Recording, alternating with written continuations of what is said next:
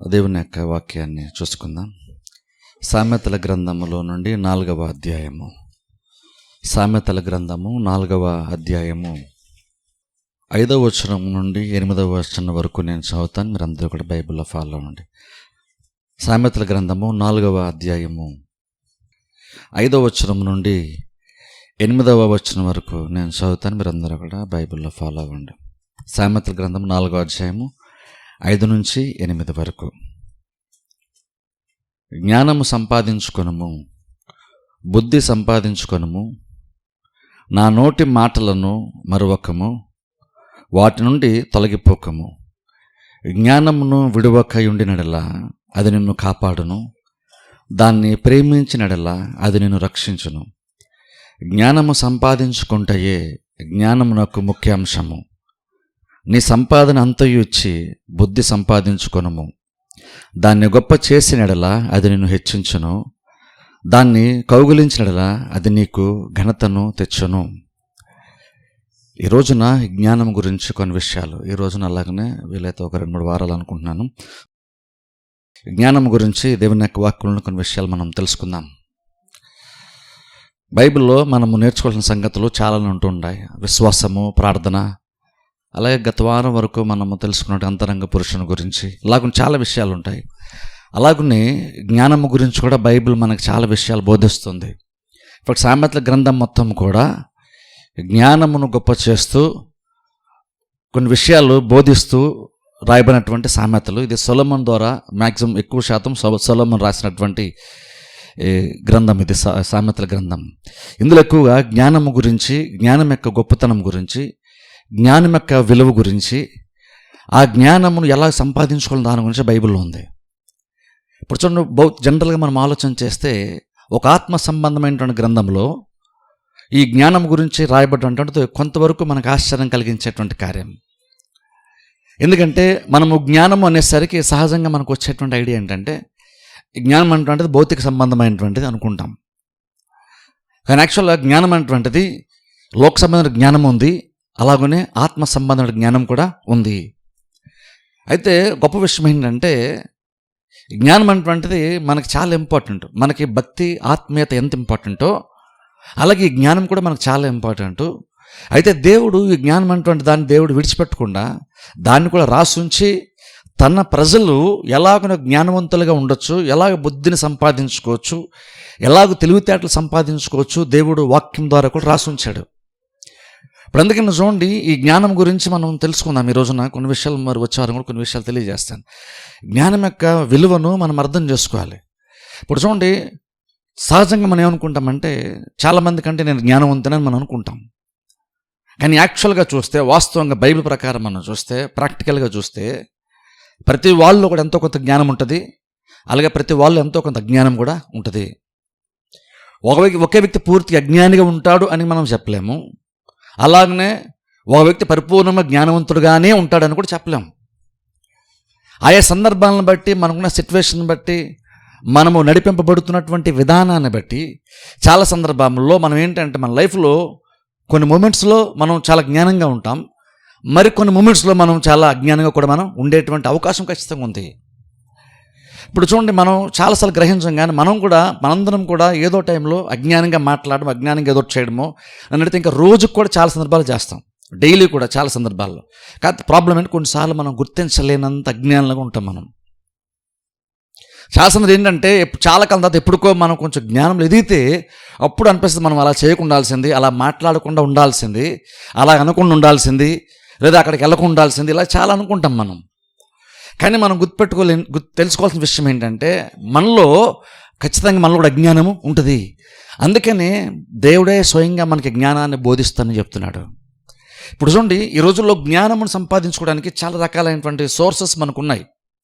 స్పెసిఫిక్గా ఇప్పుడు ఇంటర్నెట్ వచ్చేసిన తర్వాత జ్ఞానం అంటే సంపాదించుకోవడం చాలా చాలా ఈజీ ఒక రకంగా చెప్పాలంటే. కానీ అందులో ఉన్నటువంటి ఒక ప్రాబ్లం ఏంటంటే బైబిల్ బోధించే జ్ఞానం వేరు, లోకం బోధించేటువంటి జ్ఞానము వేరు. బైబిల్ జ్ఞానమునకు లోక జ్ఞానమునకు చాలా చాలా వ్యత్యాసం ఉంటుంది. దేవుని యొక్క జ్ఞానం అనేటువంటిది లోక జ్ఞానం కంటే చాలా ఉన్నతమైనటువంటిది, చాలా పవిత్రమైనటువంటిది, చాలా పరిశుద్ధమైనటువంటిది, చాలా ఉన్నతమైనటువంటిది. లోక సంబంధమైన జ్ఞానం ఏంటంటే ఏం చేస్తుందంటే అది అందులో ఎంత ఖచ్చితంగా చాలా వరకు స్వార్థం ఉంటుంది. లోక సంబంధ జ్ఞానంలో చాలా వరకు స్వార్థం ఉంటుంది. ఆ స్వార్థాన్ని బట్టే మాట్లాడతాం, స్వార్థాన్ని బట్టే కార్యాలు చేస్తాం. కానీ దేవుని యొక్క జ్ఞానం అనేటువంటి దానిలో, అంటే దేవుని వద్ద నుండి వచ్చేటువంటి జ్ఞానంలో అలాంటిది ఉండదు. దేవుని యొక్క జ్ఞానం అనేటువంటిది నీ లైఫ్ని కడుతుంది, అలాగే నీ చుట్టూ ఉన్నటువంటి వాళ్ళ యొక్క లైఫ్ను కూడా అది కట్టేటువంటిదిగా ఉంటుంది, వారి జీవితాలు బాగు చేసేదిగా ఉంటుంది దేవుని యొక్క జ్ఞానము. అందుకని ఈ జ్ఞానం సంపాదించుకోవడం చాలా ఆలోచించాలి.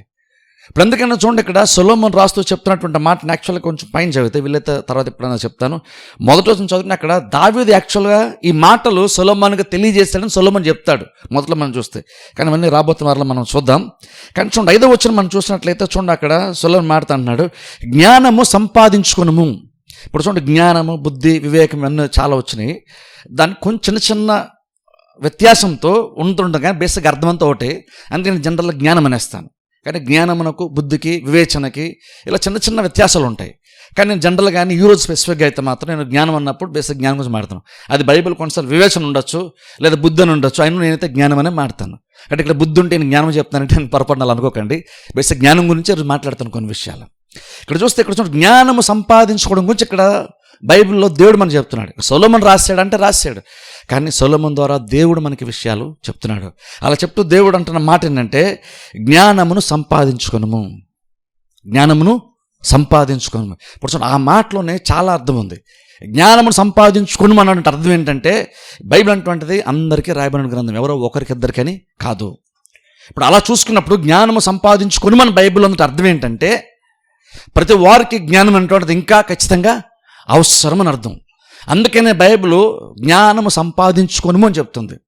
జ్ఞానం సంపాదించుకుంటే అర్థం ఏంటంటే, ఏదైతే ఒకవేళ బహుశా కొంచెం జ్ఞానం ఉందనుకుంటున్నావో అది బహుశా వాస్తవం అవ్వచ్చు. కానీ ఇంకొన్ని బైబిల్ చెప్తున్న మాట ఏంటంటే, నీ లైఫ్ కొంచెం బెటర్గా మారాలంటే, గతం కంటే ఇంకొంచెం నువ్వు బెటర్గా జీవించాలంటే, ఇంకొంచెం శ్రేష్టంగా బ్రతకగలగాలంటే నీకు ఇప్పుడు ఇంకా కొంచెం ఎక్కువ జ్ఞానం నీకు అవసరము.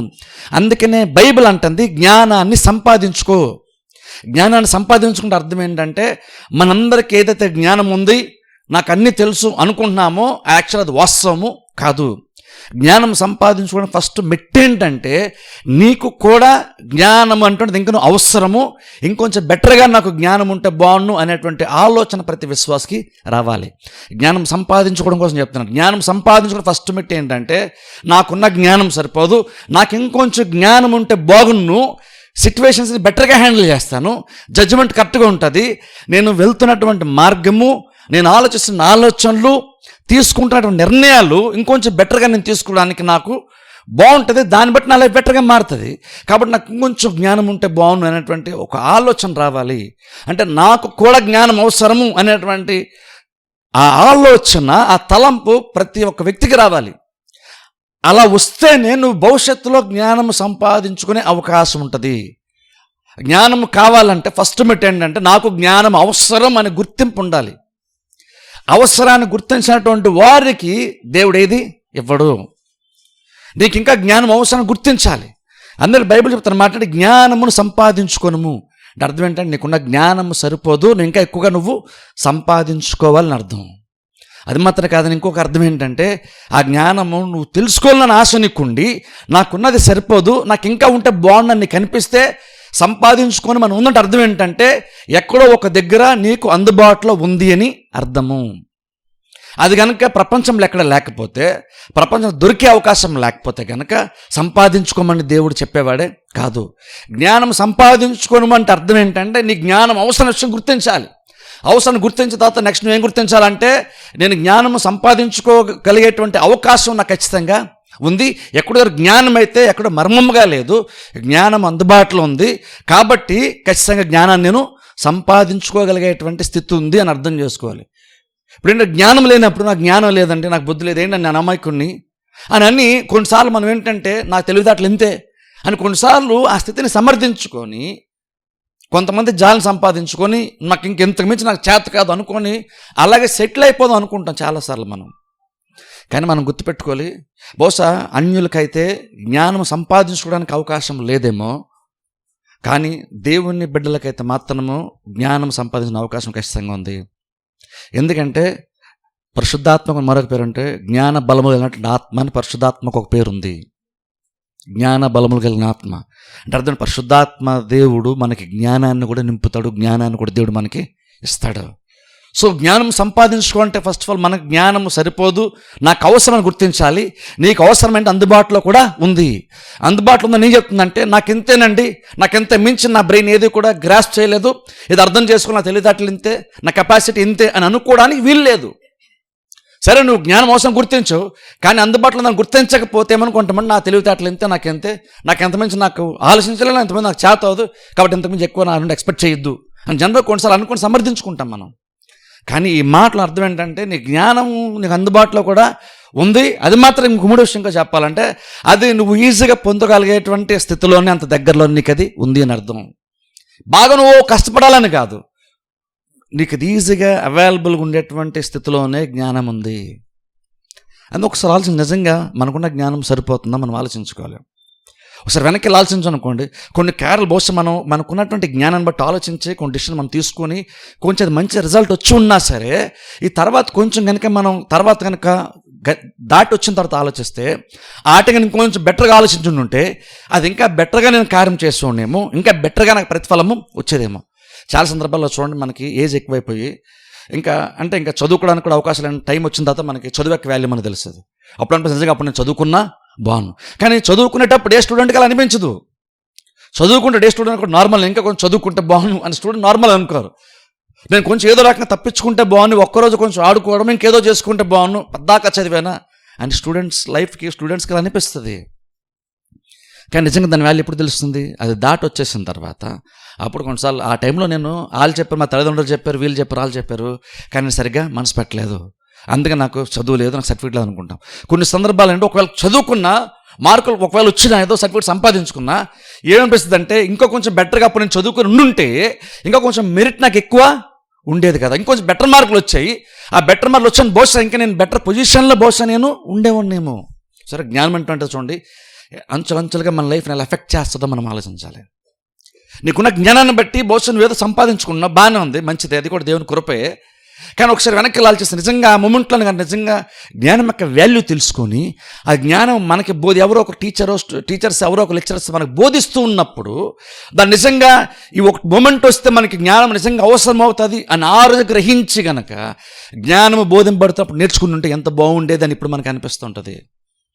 అది ఆల్మోస్ట్ వాళ్ళు ఎన్ని మార్కులు సంపాదించిన ప్రతి వారికి అలా ఉంటుంది. అందుకే చూడండి, స్టూడెంట్స్ కూడా చాలా సందర్భంలో 90+ మార్క్స్ వచ్చినా సరే, లేదా 90% వచ్చినా సరే, 80% వచ్చినా అనుకుంటారు 90 అంటే చాలా గ్రేట్ కదా అనుకుంటారు. కానీ 90% వచ్చినా అనిపిస్తే చచ్చా నాకు 95 వస్తే బాగుంది, 90 వస్తుంది అనుకున్నాను అంటారు. అంటే వాళ్ళకి ఏంటంటే 90 వచ్చింది, వాళ్ళకి సరిపోలేదు, 95 వస్తే కొంచెం బాగుండేదేమో అనేటువంటి ఒక ఆశ. బేసిక్గా ప్రపంచం అంతా ఎలా ఉందంటే, నేను చెప్తాను ఏంటంటే, గడిచిపోయిన తర్వాత మనకి ఏమనిపిస్తుంది అంటే కొంచెం నీకు జ్ఞానంగా ఉంటే బాగుంది అనిపిస్తుంది. సరే అంటాను, నిన్నటి వరకు నువ్వేదో చేసావు ఆ మూమెంట్స్ వదిలేద్దాం, వెనుకున్న మర్చిపోదాం, అట్లీస్ట్ ఈ మూమెంట్లో అయినా సరే అదే మిస్టేక్ మరలా ఇప్పుడు చేయకుండా ఈరోజు నీకు జ్ఞానం సంపాదించుకోవాలనేటువంటి ఆశ, ఆలోచన, దాన్ని తెచ్చుకోవాలనేటువంటి ఒక ఆశ మనకు ఉందా లేదో కూడా ఆలోచించుకోవాలి. ఎందుకంటే జ్ఞానం అంటే ఊరికనే అది వచ్చేది, నువ్వు అజ్ఞానివి కాబట్టి నీకు జ్ఞానం ఆటోమేటిక్గా వచ్చేది. నీకు జ్ఞానం లేదు కాబట్టి నువ్వు జస్ట్ ప్రార్థన చేసావు కాబట్టి జ్ఞానం ఆటోమేటిక్గా రాదు. జ్ఞానం ఎంత ఉన్నతమైనటువంటిదంటే నువ్వు జ్ఞానం లేదని గుర్తించావు, ఏదో ప్రార్థన చేశాను దేవుడు ఇస్తానండి అని అనుకుని సైలెంట్ కూర్చుంటే జ్ఞానం రాదు. ఎందుకంటే జ్ఞానం చాలా చాలా విలువైంది, దానికోసం మనం చేయాల్సిన కార్యాలు చేయాలి. అలాగే నువ్వేదో కష్టపడాలని చెప్పట్లేదు, ఎందుకంటే జ్ఞానం అందుబాటులోనే ఉంటుంది. కాకపోతే నువ్వు కొంచెం నీకు ఇంట్రెస్ట్ ఎక్కువ ఉండాలి దాని మీద, అది ఎలాగైనా సంపాదించుకోవాలన్నటువంటి ఆశ ఉన్నప్పుడు నీ ప్రయత్నం కూడా చాలా తీవ్రంగానే ఉంటుంది, బలంగా ఉంటుంది. అలాంటి ప్రయత్నం చేసేవాళ్ళు ఖచ్చితంగా దేవుడు జ్ఞానాన్ని ఇస్తాడు. సొలొమోను చూడండి, ఆయన కొన్ని వేల దహన బలులు అర్పించిన తర్వాత దేవుడు ప్రత్యక్షమైన జ్ఞానాన్ని ఇచ్చాడు. అది రాబోతున్నారు మనం చూస్తాం. అంటే చూడండి, అక్కడ ఎంత ఎఫర్ట్ పెట్టాడో చూడండి. అక్కడ 2-3 అర్పించేస్తే సరిపోద్ది కదా. నార్మల్గా ఏం చేస్తారు దేవుని బలి అర్పించేటప్పుడు 1-2 బలు అర్పిస్తున్నారు నార్మల్గా అందరూ. కానీ కొన్ని వందలు ఎందుకు అర్పించాడు సొలొమోను ఆ రోజున? అలా 100 అర్పించిన ఏం చెప్తుందంటే ఆయన ఏదైతే దేవుడిని అడిగాడో కావాలని దాని పట్ల ఆయనకు ఉన్నటువంటి తీవ్రతను సూచిస్తుంది. అది బేసిక్గా చూడండి, ఆ తీవ్రత ఎవరికన్నా కనుక ఖచ్చితంగా ఉంటే దేవుడు ఖచ్చితంగా ఎవరికైనా జ్ఞానాన్ని ఇస్తాడు. అన్నట్టు జ్ఞానం సంపాదించుకొని మన మాట ఉంది. అర్థం ఏంటంటే నీకు జ్ఞానం ఖచ్చితంగా నువ్వు ఇంకా బెటర్గా ఎదగలిగి జ్ఞానంలో ఎదగొచ్చు, జ్ఞానం సంపాదించుకోవచ్చు, జ్ఞానంతో నిండి నువ్వు నీ లైఫ్ని బెటర్గా కూడా నువ్వు మార్చుకోవచ్చు. అంటే జ్ఞానం మనకు అందుబాటులో ఉంది అన్న విషయం మనం గుర్తుపెట్టుకోవాలి. అందుకని ఇక్కడ బైబిల్లో చెప్తున్నాడు దేవుడు, జ్ఞానం సంపాదించుకోను, బుద్ధి సంపాదించుకోను అని మాటతో చూడండి 6వ వచనం, జ్ఞానమును విడువక ఉండినడలా అది నిన్ను కాపాడును. చూసారా, జ్ఞానం ఒకసారి ఏదో వచ్చేసింది, జ్ఞానం నాకు సంపాదించుకున్నారు, జ్ఞానం అయిపోలేదు, అలా అనుకున్నారు జ్ఞానం వచ్చేసిందిలే అని ఇంకా నా జ్ఞానం నేను మైండ్ పెట్టాల్సిన అవసరం లేదన్న సిచ్యువేషన్ లైఫ్లో ఎప్పుడు రాదు. అందుకే ఒకసారి జ్ఞానం నువ్వు వెతికి వాక్యాన్ని బట్టో నీకున్నటువంటి స్థితిని బట్టో జ్ఞానాన్ని పట్టుకున్నావు. విడువకంటే అర్థం ఏంటంటే నువ్వు ఒకసారి పట్టేసుకున్న తర్వాత నువ్వు వదలొద్దంటే అర్థం ఏంటి, వాళ్ళని పట్టుకున్నావు. కానీ బైబిల్ చెప్తున్న మాట అంటే పట్టుకున్న తర్వాత అసలు వదలొద్దు. కొన్నిసార్లు మన జ్ఞానం సంపాదించుకుంటే ఏదో రకంగా, కానీ ప్రాబ్లం అంటే చాలా కొంతమంది 10 మంది కనుక నువ్వు చాలా తెలివిగలవాడివి, నువ్వు చాలా తెలివిగలదాను అనేసరికి ఇంకా ఆటోమేటిక్ అనుకుంటావు అంటే నేను చాలా బెటర్ పర్ఫెక్ట్గా వస్తాను, ఇంకా నాకు చాలామంది నేను జ్ఞానవంతుని కాబట్టి నేను జ్ఞానం ఎదగాల్సిన అవసరం లేదనుకుంటాం. ఎప్పుడైతే నువ్వు అలా అనుకుంటున్నావో నీకు తెలియకుండా కూడా బహుశా నువ్వు జ్ఞానాన్ని వదిలేస్తావు. అందుకే బైబిల్ చెప్తున్న మాట ఏంటంటే జ్ఞానమును విడువక 6వ వచనం ఉండినడలా అది నిన్ను కాపాడును, దాన్ని ప్రేమించినడలా అది నేను రక్షించును. జ్ఞానము సంపాదించుకుంటే జ్ఞానమునకు ముఖ్య అంశము. ఇక్కడ చూడండి, ఇక్కడ ఏదో దేవుని గురించి మాట్లాడుతుంటే బయలు మాడుతూ జ్ఞానం అంత ఈక్వల్గా మాడుతుంది. జ్ఞానం సంపాదించుకో, దాన్ని విడవద్దు, దాన్ని ప్రేమిస్తే అది రక్షిస్తుంది. ఆ మాటలో ఆ పదాలు ఏం చెప్తానంటే నువ్వు ఒక రకంగా నువ్వు దేవుణ్ణి ఎంతగా నువ్వు అప్రిషియేట్ చేస్తావు, నీ లైఫ్లో ఎంత గణపరుస్తావో, ఎంతగా దేవుని కోసం నువ్వు ప్రయాసపడతావో అంతగా నువ్వు జ్ఞానం కోసం కనుక ప్రయాసపడితే నీకు జ్ఞానం ఖచ్చితంగా దేవుడు ఇస్తాడు. అలా మారుతూ చెప్తున్న మాట ఏంటంటే 7వ వచనము, జ్ఞానము సంపాదించుకుంటే జ్ఞానమునకు ముఖ్యాంశము. అంటే ఇంగ్లీష్ బైబిల్ అయితే wisdom is the principal thing అని వస్తుంది. అంటే ఇక్కడ మనకు కొంచెం తెలుగు క్లియర్ లేదు. జ్ఞానం సంపాదించుకుంటే జ్ఞానంకు ముఖ్యాంశం అని వచ్చింది. కానీ యాక్చువల్గా ఇంగ్లీష్ బైబిల్ బట్టి చూసుకుంటే జ్ఞానమే ముఖ్యమైనటువంటిది, కాబట్టి నువ్వు జ్ఞానాన్నే సంపాదించుకో. Wisdom is the principal thing అంటే అర్థం ఏంటంటే అన్నిటికంటే ముఖ్యమైనది జ్ఞానము. మనం డబ్బు అనుకుంటాం, లేదా ఇంక వేరేది అనుకుంటాం, కానీ అవన్నీ కాదు. వాటన్నిటికంటే ముందేమొస్తుంది అంటే బైబిల్ చెప్తున్న మాట, అన్నిటికంటే ముందు నీకు జ్ఞానం ఉండాలి. ఎందుకంటే నువ్వు డబ్బు సంపాదించుకునే సామర్థ్యం నీకు ఉండొచ్చు, కానీ నీకు జ్ఞానం లేకపోతే నీకు పెద్దగా అది యూజ్ అవ్వదు. నువ్వు సంపాదించుకున్నా అది నిష్ఫలంగా మారిపోద్ది. ఒకరు నువ్వు సంపాదించుకున్నా దానివల్ల నీకు తృప్తి ఖచ్చితంగా ఉండదు. ఒకరు నువ్వు డబ్బు సంపాదించగలిగినా ఎక్కడి దగ్గర నువ్వు ఫెయిల్ అవుతుంటావు, అది ఆ డబ్బు అంతా నువ్వు ఎక్కడో దగ్గర లాస్ అయిపోతుంటావు, అది నీకు పెద్దగా నీకు ఆశీర్వాదకరంగా కూడా అది ఉండే అవకాశము ఉండదు. అందుకని ఫస్ట్ ఆఫ్ ఆల్ జ్ఞానం సంపాదించుకోవాలి. అందుకే చూడండి, ఇప్పుడు ఒక 30-40 years బ్యాక్ వెళ్ళాం అనుకోండి, నిజంగా ఆ రోజుల్లో పెద్దవాళ్ళు కూడా పిల్లలకి ఏంటంటే చాలా పనులు చెప్పేవాళ్ళు. వాళ్ళు పనులు చేస్తున్నప్పుడు వెనకాల తీసుకుని వెళ్ళేవాళ్ళు. పిల్లలు వాళ్ళు చేస్తున్న పనిని చూసేటట్లుగా వాళ్ళు ఎక్స్పోజ్ చేసేవాళ్ళు వర్క్కి పిల్లల్ని. వాళ్ళు పొలాల్లోకి తీసుకెళ్ళి, లేదా వేరే మార్కెట్కి తీసుకెళ్ళి, షాపింగ్కి తీసుకెళ్ళి వాళ్ళతో పాటు పక్కన పెట్టుకొని పిల్లల్ని ప్రతిదీ చేయించేవాళ్ళు. అందుకనే ఒక ముందు తరానికి అంటే చూడండి, అంటే 1940s, 50s, 60s పుట్టినటువంటి వాళ్ళకి బేసిక్గా చెప్పాల్సిన అవసరం లేదు. వాళ్ళు ఎదుగుతున్నప్పుడు వాళ్ళకి ఆల్మోస్ట్ వాళ్ళు ఎలా బ్రతకాలి దాని నుంచి ఎంతో కొంత జ్ఞానం వచ్చేస్తూ ఉంది. అది ఆటోమేటిక్గా కాలాన్ని బట్టి వచ్చేలేదు. అది వాళ్ళు తెలియకుండానే వాళ్ళు స్లోగా నేర్చుకునేటువంటి అట్మాస్ఫియర్లో వాళ్ళు ఉండగలిగారు ఆ టైంలో. ఎందుకంటే వాళ్ళ తల్లిదండ్రులు ఏం చేశారంటే అంత జ్ఞానంతో ఆ రోజున పెంచారు. ఈ రోజుల్లో ఏంటంటే ఎవరికాలు ఇండివిజువల్ లైఫ్ వచ్చేసింది కాబట్టి ఇప్పుడు ఏంటంటే ఇప్పుడు అలాగనా లేదు. ఇప్పుడు తల్లిదండ్రులు ఒక చోట ఉంటారు, పిల్లలు ఒక చోట ఉంటారు. అందుకని తల్లిదండ్రులు ఏం చేస్తున్నారో చాలామందికి తెలియదు. అందుకని చూడండి, ఈరోజు ఆడపిల్లలకు వంటలు కూడా రావు చాలామందికి. అలాగే మగపిల్లలు కూడా బేసిక్గా ఇంట్లో చేసే చిన్న పనులు, టెక్నికల్గా ఉంటే చిన్న విషయాలు, పెద్ద విషయాలు కాదు, చెప్పే చిన్న విషయాలు కూడా చాలామందికి మగపిల్లలు కూడా తెలియదు. కరెంట్ ఒక ప్లగ్ పని చేయకపోతే దాని బేసిక్ ఎలా చెక్ చేయాలో కూడా చాలామందికి తెలియదు. దాన్ని సింపుల్ ఎలా రెక్టిఫై చేయాలో కూడా కొంతమంది తెలియదు. యాక్చువల్గా బేసిక్ పెద్ద వర్కులు చిన్న వర్క్స్ సంగతి చెప్తారా, అవి కూడా బేసిక్గా తెలియదు. ఎందుకంటే ఇప్పుడు వాళ్ళు అలా ఎక్స్పోజ్ అవ్వలేదు. కానీ ఒకప్పుడైతే యాక్చువల్ అలా ఉన్నా కాదు, ఏదో రకం జ్ఞానం అప్పుడు సంపాదించుకున్నారు. అందుకని ఇప్పుడు వాళ్ళు పెద్దగా సంపాదించుకోకపోయినా జ్ఞానంగా వాళ్ళు చాలా బ్రతికారు కాబట్టి కొంచెంలో కూడా వాళ్ళు బెటర్గానే బ్రతకగలిగారు. ఈ రోజుల్లో చాలామంది ఏంటంటే ఏమన్నా అసలు బాగా చదువుకుని ఎక్కువ సంపాదిస్తున్నారు, కానీ ఇంకొన వాళ్ళకి ఏదో లోటు ఉంటుంది, ఇంకొన సరిపోక ఇంకా ఏదో ఈఎంఐలో ఇంకా అప్పులు ఇంకేదో ప్రాబ్లం. ఏంటి ఇక్కడ సంపాదన ఇష్యూ కాదు, ఇక్కడ జ్ఞానము ఇష్యూ అవుతుంది. ఇక్కడ ఒకప్పుడు 10,000, 15,000, 20,000, 30,000 జీతం అంటే చాలా ఎక్కువ. ఈరోజు లక్షల్లో కూడా సంపాదన చేస్తారు కొంతమంది సాఫ్ట్వేర్ ఉద్యోగస్తులు, లక్షల్లో. కొంతమందికి యాక్చువల్ అది 1 సంవత్సరం ఆదాయం, చాలామందికి ₹1,00,000 అంటే 1,00,000, 2 లక్షలు అంటే. కానీ కొంతమందికి నెలకు సంపాదిస్తున్నారు అంతా, ఇంకంతకన్నా ఎక్కువ సంపాదించాలి చాలామంది ఉన్నారు.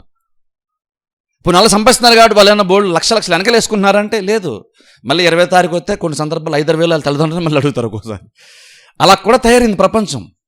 వేసి ఎక్కడ ప్రాబ్లం ఎక్కడ వస్తుందంటే జ్ఞానము లేకపోవడం వల్ల ఇవి ఎలా హ్యాండిల్ చేయాలో కూడా తెలియట్లేదు. ఇప్పుడు చూడండి, కొంచెం ఏదో బుక్ నాలెడ్జ్ ఉంటుంది కొంతమందికి, ఆ జ్ఞానం గురించి నేను చెప్పట్లేదు. ఆ జ్ఞానం వేరు. ఏదో కొన్ని విషయాలు నువ్వు నేర్చేసుకొని ఎగ్జామ్ క్లాసెస్ పాస్ అయిపోయి సంపాదించుకోవడం గురించి చెప్పట్లేదు. నీ లైఫ్ని ఎలా బెటర్గా మార్చుకోవాలో ఆ జ్ఞానం గురించి మనం మాట్లాడుతాం. ఇది ఉన్నతమైనటువంటిది. నీ లైఫ్ని బెటర్గా మార్చేది, నీ స్థితిని కొంచెం బెటర్గా మార్చగలిగే జ్ఞానం కోసం మాట్లాడుతున్నాం. అందుకే బైబిల్ ఉంది, జ్ఞానం సంపాదించుకుంటే జ్ఞానం ఒక ముఖ్య అంశము. అంటే జ్ఞానం సంపాదించుకోవడం లైఫ్ ఇంపార్టెంట్ గోల్ అవ్వాలి. ముఖ్య గురి అవ్వాలంటే, నీ జీవితం నాకు ముఖ్య గురి అవ్వాలంటే జ్ఞానం సంపాదించుకో. అన్నిటికంటే ముఖ్యం సంపాదన కాదు, త్వరగా ఉద్యోగం చేసి త్వరగా సంపాదించుకో కాదు, త్వరగా నువ్వు జ్ఞానం సంపాదించుకో. ఎందుకంటే జ్ఞానం ఉంటే అవన్నీ వచ్చేస్తాయి. జ్ఞానం ఉంటే అవన్నీ వస్తాయి. నీకు నిజంగా జ్ఞానం ఉంటే ఈరోజు నీ సంపాదన తక్కువైనా సరే జ్ఞానంగా దాన్ని ఎలా హ్యాండిల్ చేయాలో తెలుసుకుంటావు కాబట్టి నువ్వు పెద్ద ప్రాబ్లమ్స్ లేవు. అందుకని బైబిల్ చూసారా, నువ్వు జ్ఞానం సంపాదించుకుంటే అది నిన్ను కాపాడుతుంది. సరే, అది నిన్ను కాపాడుతుంది. అంటే అర్థం, సపోజ్ జీతం తక్కువ వచ్చింది, జ్ఞానం లేదనుకోండి, నీకు ఆలోచన లేదు, నువ్వు ముందుగానే దూరం ఆలోచించలేకపోతున్నావు. కాబట్టి నువ్వు ఇప్పుడున్న సిచ్యువేషన్ బట్టి ఏదో రకంగా నువ్వు ఖర్చు పెట్టేస్తావు. ఖర్చు పెట్టేసిన తర్వాత ప్రాబ్లం ఏంటంటే జ్ఞానం లేదు కాబట్టి తర్వాత ఇబ్బంది పడతావు. కానీ జ్ఞానం ఉన్నప్పుడు ఇన్కమ్ తక్కువ ఉన్నా సరే నీ జ్ఞానం ఉంది కాబట్టి నువ్వు ప్రాబ్లమ్స్ వెళ్ళకుండా అది నీ జ్ఞానం నిన్ను కాపాడుతుంది, సేవ్ చేస్తుంది. అంటే జ్ఞానం మనల్ని ఇప్పుడు ఒకసారి ఆలోచన నిజంగా చూడండి. అందుకే కొన్ని ప్రాబ్లమ్స్ ఏంటంటే మనం అంతగా ఆలోచించలేదు కాబట్టి ప్రాబ్లమ్స్ మనకి. ఎప్పటికైనా సరే జ్ఞానం సంపాదించుకోవాలనుకోండి, ఆ ప్రాబ్లమ్స్ బయటకు ఈజీగా మనం వచ్చేస్తాం. ఇక్కడ మనకి జ్ఞానమే ప్రధానం. జ్ఞానమే చాలా చాలా ప్రాణం బైబిల్ చెప్తుంది. అలా మారుతూ బైబిల్ చెప్తున్న మాట ఏంటంటే చూడండి, జ్ఞానం ఎంత బలంగా మనం దానికోసం ఆశపడాలంటే 7వ 2 నీ సంపాదన అంత ఇచ్చి బుద్ధి సంపాదించారా. బైబిల్ చెప్తున్న మాట చూడండి, సంపాదన అంతా ఇచ్చి బుద్ధి సంపాదించుకో, అంటే జ్ఞానం సంపాదించుకో. నీ సంపాదన అంతా ఇచ్చేసి, సరే బైబిల్ ఎందుకు ఆ మాట ఉంది, సంపాదన ఇచ్చేసి బుద్ధి సంపాదించుకుంటే అర్థం ఏంటి? బేసిక్గా ఫైనాన్షియల్ ట్రాన్సాక్షన్స్ ఎలా జరుగుతాయి, ఆర్థిక లావాదేవీలు ఎలా జరుగుతాయి. మనం వస్తువు కొనడానికి వెళ్ళామంటే మనం కొంచెం బార్గెన్ చేస్తాం, మనం బేరం ఆడతాం. వాళ్ళు ఫస్ట్ ఎంతో కొంత ఒప్పుకున్న తర్వాత మొత్తం చివరికి ఎంత ఒక 600 పోనీ 1000 రూపాయలు అనుకుందాం. నువ్వు 1000 రూపాయలు ఇచ్చి వస్తువు కొనంటే బేసిక్ నువ్వు అనుకున్నావు అంటే నా దగ్గర 1000 రూపాయలు ఉండడం కంటే 1000 రూపాయలు పోయినా పర్లేదు, నా దగ్గర వస్తువు ఉంటే బెటర్ అని నువ్వు అనుకున్నావు. 1000 రూపాయల కంటే అది నా దగ్గర ఉంటే బెటరు, 1000 రూపాయల కంటే అది విలువైంది అనుకున్నావు కాబట్టి 1000 రూపాయలు ఇచ్చి నువ్వు కొనుక్కున్నావు. యాక్చువల్గా ఒక రకంగా చూస్తే 1000 రూపాయలు వర్త్ అంటున్నావు. కానీ నువ్వు 1000 రూపాయలు దాచుకోకుండా 1000 రూపాయలు ఎందుకు కొన్నావంటే నీ మైండ్లో నీకు తెలియకుండా అక్కడ ఉన్నటువంటి ఒక ఆలోచన ఏంటంటే ఈ 1000 రూపాయల కంటే అది విలువైంది అనుకున్నావు నువ్వు. అందుకనే దీన్ని వదులుకున్నావు, దాన్ని సంపాదించుకున్నావు. ప్రతిదీ మనం అలాగనే చేస్తాం. ప్రతిదీ చిన్నది ఖర్చు పెట్టినా పెద్దది ఖర్చు పెట్టినా బేసిక్ అంతే. మనం ఎవరికో త్యాగం చేయడానికి మనం కొనట్లేదు. మనం కొట్టడం ఏంటంటే మనం డబ్బులు ఇస్తాడు, వాడు కూడా మనం ధర్మం చేయట్లేదు. అలాగే వాడు కూడా వస్తువు మనకు అమ్ముతున్నాడు, వాడు ధర్మమే చేయట్లేదు. మనం వస్తువు కొనుక్కున్నప్పుడు ఆ వస్తువే ఎక్కువ విలువైంది అనుకున్నాం. మనం డబ్బులు పే చేసిన దానికంటే విలువైంది అనుకున్నాం కాబట్టే మనం కొంటున్నాం. లేదా డబ్బులు రెండు ఈక్వల్ వాల్యూ అనుకుంటే మనం డబ్బులే దాచుకుంటాం, వస్తువు తెచ్చుకోం. వస్తువు తెచ్చుకున్నాను నేను చెప్తానంటే నా డబ్బుల కంటే నాకు ఆ వస్తువు విలువైందని నువ్వు అనుకున్నావు. కానీ బైబిల్ చెప్తున్న మాట ఏంటంటే జ్ఞానం గురించి వచ్చేసరికి అంటుంది నువ్వు డబ్బునే వదిలేసుకో, నువ్వు జ్ఞానాన్ని సంపాదించు. అంటే అర్థం ఏంటి? డబ్బులు వదులుకొని జ్ఞానం సంపాదించుకోవడం అంటే అర్థం ఏంటంటే జ్ఞానం సంపాదించుకోవడానికి ఒకవేళ ఖర్చు అయినా సరే నువ్వు ఖర్చు పెట్టని బైబిల్ చెప్తుంది. అదే అర్థం. డబ్బులు ఎవరు జ్ఞానాన్ని అమ్ముతారు, నువ్వు కొనుక్కొని కాదు. అంటే ఒకవేళ నువ్వు జ్ఞానం సంపాదించుకున్నావు, ఒకవేళ నువ్వు ప్లేస్కి వెళ్ళాల్సి వస్తుంది. ఆ ప్లేస్కి వెళ్ళాలంటే నీకు డబ్బులు ఖర్చు అవుతుంది అనుకుంటే డబ్బులు ఖర్చు అయినా పర్లేదు, కానీ నువ్వు ఆ స్పాట్కి వెళ్ళి నువ్వు జ్ఞానాన్ని సంపాదించుకో. అది అర్థం. సంపాదన ఇచ్చి అయినా సరే జ్ఞానం సంపాదించే అర్థం ఏంటంటే కొన్నిసార్లు నువ్వు జ్ఞానం సంపాదించుకో టైం వెచ్చించాల్సి ఉంటుంది. టైం వెచ్చించాల్సి వచ్చినా పర్లేదు, వెచ్చించు, కానీ నువ్వు జ్ఞానాన్ని సంపాదించుకో. జ్ఞానం సంపాదించుకోవడానికి డబ్బులు ఖర్చైనా వెనుకంజ వేయొద్దు, డబ్బులు వదిలేసుకో, జ్ఞానం సంపాదించుకో. అప్పుడు ఏమవుతుందంటే ఆ జ్ఞానంతో నువ్వు వదులుకున్న డబ్బు కంటే ఇంకెక్కువ డబ్బుని నువ్వు సంపాదించుకుంటావు. అలాగే టైంను కూడా నువ్వు స్పెండ్ చేసి జ్ఞానము దొరుకుతున్నప్పుడు నువ్వు టైం తీసుకొని నువ్వు టైం వేస్ట్ అనుకోకుండా నువ్వు టైం ఎఫర్ట్ పెట్టి సమయాన్ని గడిపి టైం స్పెండ్ చేసి జ్ఞానం సంపాదించుకున్నావు అనుకో, ఆ జ్ఞానంతో రేపు నువ్వు నీ లైఫ్లో చాలా టైం సేవ్ చేసుకుంటావు. తెలుసా? కొన్నిసార్లు జ్ఞానం ఉంటే పనులు ఈజీగా అయిపోతాయి, జ్ఞానం లేకపోతే ఎక్కువ కష్టపడాల్సి వస్తుంది. ఎగ్జాంపుల్ నేను బైబిల్ ఉన్న తర్వాత వారాలు ఎప్పుడు చూపిస్తాను. జ్ఞానం లేనప్పుడు చాలా కష్టపడాలి. అందుకని చూడండి, టెన్షన్ ఉంటుంది మనకి పని చేత కానప్పుడు టెన్షన్ వస్తుంది, మనకి ప్రెషర్ వస్తుంది, మనకి చిరాకు వస్తుంది, విసుగుదల వస్తుంది. ఎందుకు వచ్చిందంటే నీకు ఇక్కడ పని చేతలు నీకు ఈజీగా చేత ఉంటే కనుక నువ్వు టెన్షన్ పడేవాడు కాదు, నువ్వు చుట్టూ వాళ్ళని తిట్టేవాడివే కాదు, నువ్వు ప్రెషర్ ఫీల్ అయ్యేవాడివే కాదు. కొన్నిసార్లు కొన్ని పనులు మనకు ప్రెషర్ ఎందుకు వస్తుందంటే మనకి జ్ఞానం లేదు కాబట్టి ప్రెషర్ వస్తుంది. జ్ఞానం ఉంటే నీకు ఎలా అది సిచ్యువేషన్ ఎలా హ్యాండిల్ చేయాలో, లేదా దాన్ని ఎలాగ నువ్వు దాన్ని చేసుకోవాలి, ఆ పని నువ్వు ఎలా చేసుకోని తెలుస్తుంది. నీకు తెలిసిన నీకు ప్రెషరే ఉండదు, కాబట్టి నా పని ఈజీగా చేస్తావు. అప్పుడు ఏమవుతుంది, నీకు టైం కూడా సేవ్ అవుతుంది. మనకి ఎప్పుడైతే ఆ జ్ఞానం మనకు లేదో, కొన్ని పనులు చేసుకున్నా మనకు జ్ఞానం ఎప్పుడైతే లేదో, ఎలా నేను చెప్పేది మన అనుదిన జీవితం గురించి చెప్తున్నా, ఎలా చేసుకోవాలో తెలియనప్పుడు, నీకు అది ఎలా చేసుకోవాలో జ్ఞానం నీకు లేనప్పుడు నువ్వు రకరకాల ప్రయత్నాలు చేస్తుంటావు, ఫెయిల్ అవుతుంటుంది, అలా టైం వేస్ట్ అవుతుంటుంది. టైం వేస్ట్ అవడం ఒకటే ప్రాబ్లం కాదు, అక్కడ నీకు టెన్షన్ కూడా పెరిగిపోతుంటుంది. అంటే ఇక్కడ ఏదో జస్ట్ ఏదో బీపీ రేజ్ అవుద్దని మాత్రం చెప్పట్లేదు, నువ్వు ప్రెషర్ ఫీల్ అవుతావు. ఆ ప్రెషర్ వల్ల ఆటోమేటిక్గా నువ్వు బహుశా ఇంకా ఎక్కువ నష్టాన్ని కూడా కొన్నిసార్లు మనం తెచ్చుకుంటాం ప్రెషర్ వల్ల కొన్నిసార్లు. అందుకని బైబిల్ అంటుంది, నువ్వు ధనం ఇచ్చేసే పర్లేదు కానీ జ్ఞానం సంపాదించుకో. ఎందుకంటే నువ్వు కానీ డబ్బును వదులుకుంటే నీ జ్ఞానంతో దానికంటే ఇంకా రెట్టింపు సంపాదించుకునేది అంతా కూడా జ్ఞానములు ఉంటుంది. అంటే అర్థం ఏంటంటే నువ్వు టైం అయినా పర్లేదు స్పెండ్ చెయ్యి. ఇది ఇప్పుడు జ్ఞానం విషయానికి వచ్చేసరికి డబ్బు వేస్ట్ అని అనుకోవద్దు, జ్ఞానం అనే విషయానికి వచ్చేసరికి సమయం వృధా అని అనుకోవద్దు. ఈ జ్ఞానం కోసం ఎంత టైం స్పెండ్ చేయాలి నువ్వు అనుకోవద్దు. ఎందుకంటే నువ్వు జ్ఞానం సంపాదించుకుంటే నువ్వు చాలా టైం సేవ్ అవుతుంది. జ్ఞానం బట్టి నువ్వు జ్ఞానం నేర్చుకుని దాన్ని అప్లై చేసుకుంటే నువ్వు ఖచ్చితంగా నీ లైఫ్లో చాలా టైం నువ్వు సేవ్ చేసుకుంటావు. అలాగే డబ్బు అని అంతే.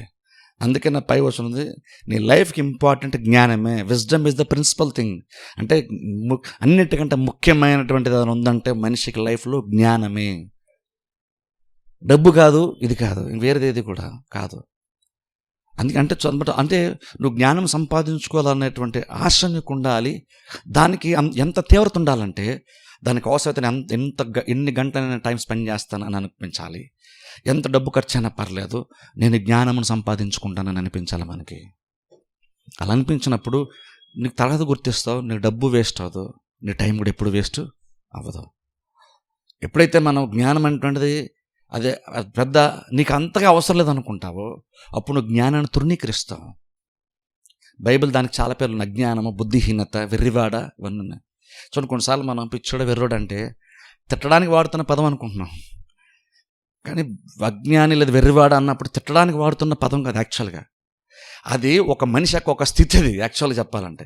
ఇప్పుడు మనం దాన్ని తిట్లాగా భావిస్తున్నాం, తెలుగుతో కూడా అనేసాడు, ఏదో కుక్క పంది అన్నట్టు అదొక పేరు అనుకుంటున్నాం, పేరు ఇచ్చారని అనుకుంటున్నాం. కానీ యాక్చువల్ అది యాక్చువల్ పేరు కాదు, అది మనిషి ఉండేటువంటి కండిషన్ అది.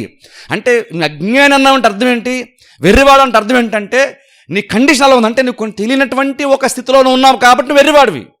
బైబిల్ కూడా వెర్రివాడు అని పిలుస్తుంది తెలుసా. ఒక అతన్ని లాజరు ధనవంతుడున్నారు చూసారా, లాజర్ ఏమో చాలా కష్టపడ్డాడు, సారీ అది కాదు, ఒక ధనవంతుడు బాగా సంపాదించుకున్నాడు, కొట్లో నింపుకున్నాడు, ఎక్స్ట్రా గోడౌన్స్ కట్టించాడు, నింపుకున్నాడు, సూపర్గా ఉంది, అంత బ్రహ్మాండంగా ఉంది అంటున్నాడు. చూడండి ఒకసారి ఆలోచించండి, నిజంగా తెలుగుగలడు కాబట్టి అంతా అతను ఎక్స్పెక్ట్ చేసిన దానికంటే ఎక్కువ వచ్చేసిందంట. అతను ఎంతైతే ప్లాన్ చేసుకుని అంతకన్నా ఎక్కువ రిటర్న్ వచ్చేసింది, ఆయనకి తిరిగి ప్రతిఫలం వచ్చింది. అది స్టోర్ చేసుకుని ప్లేస్ లేక మళ్ళీ కొత్తగా ప్లేస్ కట్టించుకొని, రూమ్స్ కట్టించుకొని, గోడౌన్లు కట్టించుకొని స్టోర్ చేసుకున్నాడు, దాచుకున్నాడు దాన్ని. బోల్డ్ సంవత్సరాలు సరిపడదంతా నా దగ్గర ఉంది అనుకున్నాడు. కానీ దేవుడు అన్నాడు, వెర్రివాడా అన్నాడు. అంత సంపాదించుకోగల కెపాసిటీ ఉన్నాడు, వెర్రుడవుతాడా? మనం ఉంటామంటే సంపాదించుకోవాలని తెలుగు తక్కువ కానీ నీకేం చేతట్లేదు, అందుకే నీకు జీతం అయితే అందుకే నీ వెళ్ళగొన్నావు, నీకు చేతకాకంటాం మనం. కానీ బైబిల్ అంటే అంత సంపాదించుకొని తను అనుకున్న దానికంటే ఎక్కువ ప్రతిఫలం సంపాదించుకోగలిగే జ్ఞానము, కెపాసిటీ ఉన్నటువంటి వ్యక్తిని బైబిల్లో దేవుడు పిలుస్తున్నాడు. ఆ వ్యక్తిని చూస్తున్నాడు, వెర్రివాడ అన్నాడు. లోకమేమో ఆ వ్యక్తిని సక్సెస్ఫుల్ అంటే చూడాలని చూసి నేర్చుకుని ఉంటాం, కానీ బైబిల్ దేవుడు అన్నాడు వెర్రివాడ అన్నాడు. ఎందుకంటే అతని ప్రయారిటీస్ వేరు. ఇప్పుడు అక్కడ దేవుడు వెర్రివాడు ఎందుకన్నాడు? కోపం తిట్టడానికి అంటలేదు ఆ మాట. అంటే నీకు దూర దృష్టి లేదు, నీకు ఏది ఇంపార్టెంట్ నీకు అర్థం కాలేదు, ఏది వాల్యుబుల్లో నీకు తెలియట్లేదు. నువ్వు తాత్కాలికన్నింటినీ సంపాదించుకున్నావు, నీ లైఫ్కి ఏది ముఖ్యమో నువ్వు సంపాదించుకోలేకపోతున్నావు. అందుకనే దేవుడు వెర్రివాడు అన్నాడు. అంటే అర్థం నీకు జ్ఞానం లేనటువంటి వాడివి. ఎందుకంటే ఈ రాత్రి కనుక వాళ్ళని ప్రాణం అడుగుతున్నారు, అంతా కనుక పోతే ఇవన్నీ ఏమవుతాయి? సంపాదించుకున్నంత ఏమవుతుంది? ఎందుకంటే ఎందుకు దేవుడు ఆ మాట అంటున్నాడు? నువ్వు దేవుడు నమ్మలేదు కాబట్టి దేవుడు తిడుతున్న మాట కదా అది. నీకు కొన్ని విషయాలు అర్థం కావట్లేదు కాబట్టి నిన్ను వెర్రివాడు అన్నాడు దేవుడు. నువ్వు అర్థం చేసుకుంటే నిన్ను జ్ఞానవంతుడు అంటాడు దేవుడు. నువ్వు అర్థం చేసుకోకపోతే నిన్ను వెర్రివాడు అంటాడు. అంతేగా నేను తిట్టడానికి దేవుడు వాడుతున్న పదం అది కాదు. మైండ్లో మనకి తిట్టుగా ఉన్నటువంటి ఆ పదాన్ని మైండ్లో తీసేయండి. అది బహుశా ఈ వారం మనం దీని గురించి చూస్తున్న సందర్భాల్లో అంశాల్లో మాత్రం అది తిట్టుగా ఇవ్వకండి. అది ఒక కండిషన్. అది నీకు తెలియనటువంటి ఒక స్థితిలో ఉన్నావు. అందుకే బైబిల్ అంటుంది సంపాదించుకో, జ్ఞానము సంపాదించుకో. ఎందుకంటే నీ లైఫ్కి అదే చాలా చాలా ఇంపార్టెంట్ అవుతుంది. సంపాదించుకోగల జ్ఞానము ఖచ్చితంగా సంపాదించిన జ్ఞానం. ఒకసారి చూడండి, మాట చూద్దాం చూడండి. ఒకసారి సామెతల గ్రంథంలోనికే మరలా వెళ్దాం చూడండి. ఒకసారి సామెతల గ్రంథము 8వ అధ్యాయంలోకి వెళ్దాం. సామెతల గ్రంథం 8వ అధ్యాయం. సామెతల గ్రంథము 8వ అధ్యాయము మొదటి వచనం చదువుతాను. సామెతల గ్రంథం 8వ అధ్యాయం మొదటి వచనం. జ్ఞానము ఘోషించుచున్నది, వివేచన తన స్వరము వినిపించుచున్నది. త్రోవ ప్రక్కను చూడండి, ఎక్కడెక్కడ చూడండి. జ్ఞానం అంటే ఘోషిస్తుంది, అంటే తన స్వరాన్ని వినిపింపజేస్తుంది. జ్ఞానము వివేచన తన స్వరాన్ని వినిపింపజేస్తుంది. ఎక్కడ రహస్య స్థలాల్లో కాదు, నువ్వు తరచుగా నడుస్తున్నటువంటి త్రోవ ప్రక్కను, అలాగే రాజవీధుల మొగల్లోను, అలాగే నడి మార్గముల్లోనూ అది నిలిచుచున్నది. గుమ్మముల యొద్దను, పురద్వారముల యొద్దను, పట్టణపు గౌన్ల యొద్దను నిలవబడి అది ఇలా గట్టిగా ప్రకటన చేస్తుంది. చూడండి జ్ఞానం ఎక్కడుందో చూడండి. జ్ఞానం సంపాదించుకోవచ్చని స్టార్టింగ్ చెప్పాను చూసారా. ఎక్కడుంది జ్ఞానము అంటే ఎక్కడ కావాలన్నాడు జ్ఞానం ఉంది అన్నాడు దేవుడు. ఎక్కడో మర్మం ఎక్కడో లేదు, నువ్వు డైలీ నడుచుకుని వెళ్తున్న చోట ఉంది. అది గుమ్మమ్మల దగ్గర ఉంది, రాజమార్గంలో ఉంది, వీధుల్లో ఉంది, నువ్వు తరచుగా తిరుగుతున్న చోటే ఉంది. అంటే నువ్వు సంపాదించుకోగలిగేటువంటి స్థితిలోనే అక్కడే ఉంది, అది నీకు అందుబాటులో ఉంది. కాకపోతే నువ్వు గుర్తించలేకపోతున్నావు. ఒక ప్లేస్ ఉన్నప్పుడు అక్కడ నువ్వు ఎంత జ్ఞానం సంపాదించుకోగలను, నేను వీళ్ళ మధ్య ఉన్నాను, వీళ్ళ మధ్య ఎంత జ్ఞానం సంపాదించుకోగలను అని ఆలోచించాలి మనం, తెలుసా. అందుకే బేసిక్గా బైబిల్ కూడా మనకి ఫస్ట్ మనం మాట్లాడడం మనం తగ్గించాలి, వినడానికి ఎక్కువ మనం ఇష్టపడాలి. నువ్వు మాట్లాడుతుంటే బేసిక్గా ఏం చేస్తున్నావు అంటే, నువ్వు బహుశా తెలుగుగా అయి ఉండొచ్చు, కానీ నువ్వు మాట్లాడుతున్నప్పుడు నువ్వేం చేస్తున్నావు అంటే, నువ్వు ఇంకొంత బహుశా తెలుగుగలవాడు నువ్వు మార్చం. బహుశా నువ్వు నిజంగా తెలుగుగలవాడు అయ్యి ఉంటే, బహుశా తెలుగుగలవాడు నిజంగా అయ్యుండి నువ్వు ఆత్మీయ నడిపింపబడి నిజంగా అంత జ్ఞానంగా నువ్వు మాట్లాడితే, నోట్లో ఉండి కనుక జ్ఞానం వస్తే బహుశా నువ్వు జ్ఞానం నేర్పిస్తున్నావు. కానీ నువ్వెప్పుడు నేర్చుకుంటావు? జ్ఞానం నువ్వెప్పుడు నేర్చుకుంటావు? అలా నేర్చుకోవాలంటే ఫస్ట్ ఆఫ్ ఆల్ నీ నోటి కంటే ముందు నీ చెవుల్ని రెడీగా నువ్వు పెట్టుకోవాలి. అండ్ నువ్వు మాటలు తగ్గించాలి. నీకేం తెలుసు అది హడావుడిగా చెప్పడానికి తొందరపడాల్సింది. నువ్వు వినడానికి నేర్చుకోవడానికి నువ్వు వినాలంటే నువ్వు టైం స్పెండ్ చేయాలి. వాళ్ళతో మాట చెప్పకుండా అక్కన వెంటనే మనం ఏదో మాట్లాడేసి అది కాదు. నువ్వు జ్ఞానం సంపాదించినప్పుడు నువ్వు ఫస్ట్ మాట్లాడడం తొందరపడకూడదు, వినడానికి ఇష్టపడాలి. వెన్న ప్రతి వాళ్ళు నీ చుట్టూ ప్రతి వాళ్ళు కూడా వెన్న అంత తెలుగుగలలో బహుశా కాకపోవచ్చు, అందరు నీలాంటోలే. కాబట్టి అందరూ అంత తెలుగు వాళ్ళు కాకపోవచ్చు, కానీ వాళ్ళు ఒక 10 నిమిషాలు మాడితే 10 నిమిషాలు ఏదో ఒక మాట ఉంటుంది, నువ్వు నిజంగా అది అర్థం చేసుకుంటే దాన్ని నువ్వు నేర్చుకోవచ్చు, తెలుసా. ఒక 10 నిమిషాలు ఎవరితోన్నా మనం మాట్లాడామంటే నువ్వు నేర్చుకోవాలి ఖచ్చితంగా ఏదో ఒకటి ఉంటుంది. కానీ ఫస్ట్ ఆఫ్ ఆల్ ఆ వ్యక్తి నీకంటే చదువులు తక్కువవాడు కావచ్చు, కానీ జ్ఞానం సంపాదించుకోవాలి అని అనుకొని, నాకు అవసరం అని అనుకొని వెతికేటువంటి వారితో ఎలా ఉంటారంటే, వీళ్ళతో నేను సంభాషిస్తున్నప్పుడు నేనేం నేర్చుకోగలను అని ఆలోచించాలి. ఎప్పుడు నువ్వు ఎవరి దగ్గరికి వెళ్ళాలంటే ఎంతసేపు నువ్వు మాట్లాడేసి వచ్చాడు కాదు, వాళ్ళు ఏం మాట్లాడతారు విందామని అనుకోవాలి. అలా అనుకున్నప్పుడే జ్ఞానం వస్తుంది, తెలుసా. అలా అన్నప్పుడు జ్ఞానం వస్తుంది. అందుకే వినడం కూడా ఎంత గొప్ప భాగ్యమో చెప్పే ప్రయత్నం చేస్తున్నాను. చాలా అనుకుంటే స్టేజ్ మీద కూడా ప్రసంగం చేసే వాళ్ళు చక్కగా ఉంటారండి అనుకుంటారు, కానీ దీనికంటే వినడం చాలా చాలా బెటర్. వినడం ద్వారా నీ లైఫ్ బాగుంటుంది, తెలుసా. వినడం ద్వారా వినేటప్పుడు నీ లైఫ్ బాగుంటుంది. చెప్తున్నప్పుడు చెప్పేవాడు లైఫ్ బాగుంటుందని గ్యారంటీ లేదు, కానీ వినేటప్పుడు మాత్రము నువ్వు ఏదో విషయం నువ్వు నేర్చుకునేటువంటి పనిలో ఉన్నావు, తెలుసా. నేను గంటలో ప్రసంగం చేస్తాను, నేను ఇక్కడ బేసిక్గా నాకు తెలిసి నేను చెప్తున్నాను, మీరు నేర్చుకుంటున్నారు. నాకు ఈ గంటల బహుశా నేను నేర్చుకునేది చాలా తక్కువ. జనరల్ చూసుకుంటే ఈ అంశం ప్రకారం చూసుకుంటే నాకు తెలిసేది నేను చెప్తున్నాను మీకు. ఇక్కడ ఈ గంట ప్రసంగం చేస్తే నేను నేర్చుకునేది బేసిక్, ఈ గంట నాకేమి ఉండదు బేసిక్గా. అంటే ఏం చెప్పే ప్రయత్నం చేస్తున్నాను, నిలబడి ప్రసంగం చేస్తున్నాడు పెద్ద గొప్పలు, అది బాగుంటుంది, నాకు కూడా అలా ఉంటే బాగుండు అని ఆశపడకండి. ఇదంతా ఒరిజినల్గా చెప్పాలంటే, యాక్చువల్ చెప్పాలంటే నిలబడి ప్రసంగం చేయడం అంత అట్రాక్టివ్ ఏమి కాదు. దీనికి చాలా బర్డెన్ ఉంటుంది, చాలా భారం ఉంటుంది. కానీ వినడం చాలా ఈజీ. వినడం ద్వారా నువ్వు చాలా జ్ఞానాన్ని నువ్వు సంపాదించుకుంటావు. అందుకనే వినడం మీద చాలా మైండ్ పెట్టాలి, తెలుసా. అందుకే చూడండి, నీ సంపాదన అంతా ఇచ్చే జ్ఞానం సంపాదించుకో. అర్థం ఏంటంటే అప్పుడు దాని అర్థం ఏంటంటే నువ్వు చర్చలోకి వచ్చి కూడా వాక్యం వినేటప్పుడు దేవుని యొక్క వాక్యంలో జ్ఞానం ఉంటుంది. అప్పుడు నువ్వు జ్ఞానం సంపాదించుకోవాలంటే నువ్వు ఎంతగా దీని మీద మైండ్ పెట్టాలి ఆలోచించండి. ఎందుకంటే జ్ఞానం ప్రతి చోట దొరుకుతుంది, తరచుగా దొరుకుతుంది. నువ్వు చర్చకు వచ్చి దొరుకుతుంది, నువ్వు విశ్వాసాలతో మాట్లాడుతున్నప్పుడు దొరుకుతుంది జ్ఞానం. అంటే చూసి నేర్చుకోవాలి కదా అంటాను నేను. నేర్చుకోవాలి కదా. నేర్చుకుంటే ఖచ్చితంగా మనం కూడా చాలామంది కంటే బెటర్గా మనం కూడా మారుతాం. నువ్వు ఇంకా బెటర్గా మాట్లాడగలుగుతావు, మంచి పదాలు వాడతావు, నువ్వు ఆలోచించగలుగుతావు, నువ్వు మంచిగా మారుతావు. నీ మాటలు ఉప్పు వేసినట్టు ఉంటుంది. నీ మాటలు ఏంటంటే ఒక వ్యక్తి యొక్క గాయాన్ని అది స్వస్థపరిచేదిగా ఉండాలి, కానీ ఇంకో గాయాన్ని రేపేది కదా యాక్చువల్గా ఉండకూడదు. అప్పుడు ఏం చేయాలి? మనం ఏంటంటే మాట్లాడుతున్నప్పుడు ఎవరు మనకంటే బెటర్గా మాట్లాడతాను అనుకోండి, నీకంటే చిన్నలు కావచ్చు, నేర్చుకుని బెటర్గా మారతలేదు, నువ్వు ఇంకా అంతే ఉంటావు. చాలామంది ఎదిగిపోతారు, నువ్వు ఇంకా అలాగున్నే ఉంటావు. అప్పుడు జ్ఞానం నేర్చుకోవాలి. ఎందుకంటే జ్ఞానం దేవుడు మనకి విశ్వాసాలు దేవుడు చెప్తున్నాడు, ఎంత ఈజీగా అందుబాటులో నేను ఉంచాను. జ్ఞానమే కేకలేస్తుంది. చూడండి ఒకసారి ఆలోచించండి. జ్ఞానం మనల్ని పిలుస్తుంది, నా దగ్గర రండి, జ్ఞానాన్ని నేర్చుకోండి. ఎంత గొప్ప స్థితి చూడండి ఒకసారి. అంటే అర్థం ఏంటి? ఈ వచనం మనకి ఏం చెప్తుందంటే, జ్ఞానం ఘోషిస్తుంది, వివేచన తన స్వరాన్ని వినిపింపజేస్తాను మాట ఏం చెప్తుందంటే, నువ్వు అజ్ఞానంగా ఉండాల్సిన అవసరం అయితే యాక్చువల్గా నీకు లేదు. నువ్వు అజ్ఞానం ఉండాల్సిన అవసరం లేదు, నాకు అర్థం కావాలి అనుకోవాల్సిన అవసరం లేదు. నువ్వు కావాలి అనుకుంటే నీకు అవేర్నెస్ వస్తుంది. నువ్వు నేర్చుకోవాలనుకుంటే నేర్చుకోవాల కెపాసిటీ నీకు ఉంటుంది, నేర్చుకునేటువంటి అవకాశం కూడా దేవుడు ఇస్తాడు. ఎందుకంటే నీకంటే ముందు జ్ఞానమే తన స్వరాన్ని వినిపింపజేస్తుంది. నువ్వు జ్ఞానం వెతుక్కుంటే వెళ్తున్నావు బైబిల్ చెప్పట్లేదు. జ్ఞానమే అక్కడక్కడ నిలబడి నేర్చుకో, జ్ఞానం సంపాదించుకొని జ్ఞానమే ఘోషిస్తుంది, జ్ఞానమే కేకలేస్తుందంట. అలా మారుతూ ఇంకొన్ని చూస్తే 4వ వచనం, మానవులారా మీకే నేను ప్రకటించుచున్నాను, నరులకు మీకే నా కంట స్వరం వినిపించుచున్నాను. జ్ఞానము లేని వారులారా జ్ఞానం ఎట్టిదైనది తెలుసుకొనుడి, బుద్ధిహీనులారా బుద్ధి ఎట్టిదైనది యోచించి చూడు. శ్రేష్టమైన సంగతులు నేను బోధిస్తాను, చెప్తాను, తెలియజేస్తాను. చూడు, జ్ఞానం అంట కేకలేస్తుందంట. అంటే అర్థం ఏంటంటే, జ్ఞానము ఘోషిస్తున్నప్పుడు, మాట్లాడుతున్నప్పుడు నువ్వు వినగలుగుతున్నావా? అది పాయింట్. కొన్నిసార్లు జ్ఞానం లేక ఏమనుకుంటామంటే, మనం దేవుడు కార్యం చేయట్లేదు ఏంటంటే అంటాం, లేదంటే దేవుడు ఏంటంటే నాకు ప్రాబ్లం తీసుకొచ్చాడు, దేవుడు ఏంటంటే నన్ను శోధన గురి చేస్తాడు అంటాం. నేను అంటాను యాక్చువల్గా దేవుడు చేయలేదని కాదు, లేదా దేవుడు నేను ప్రాబ్లం నెట్టేశాడని నువ్వు అనుకోవద్దు. దీనికంటే దేవుడు యాక్చువల్ అలాగున్నా చేయడు. నువ్వు ఆలోచించిన అసలు ఈ ప్రాబ్లం నాకు ఎందుకు వచ్చాను. జ్ఞానం ఏం చేస్తుందంటే ఫస్ట్ ఆఫ్ ఆల్ ఆలోచిస్తుంది. బైబిల్లో మాట ఉంది, ఒకసారి చూపిస్తే అప్పుడు ఎక్స్ప్లెయిన్ చేస్తాను చూడండి ఒకసారి. సామెతల్లోనే 14వ అధ్యాయం, సామెతల 14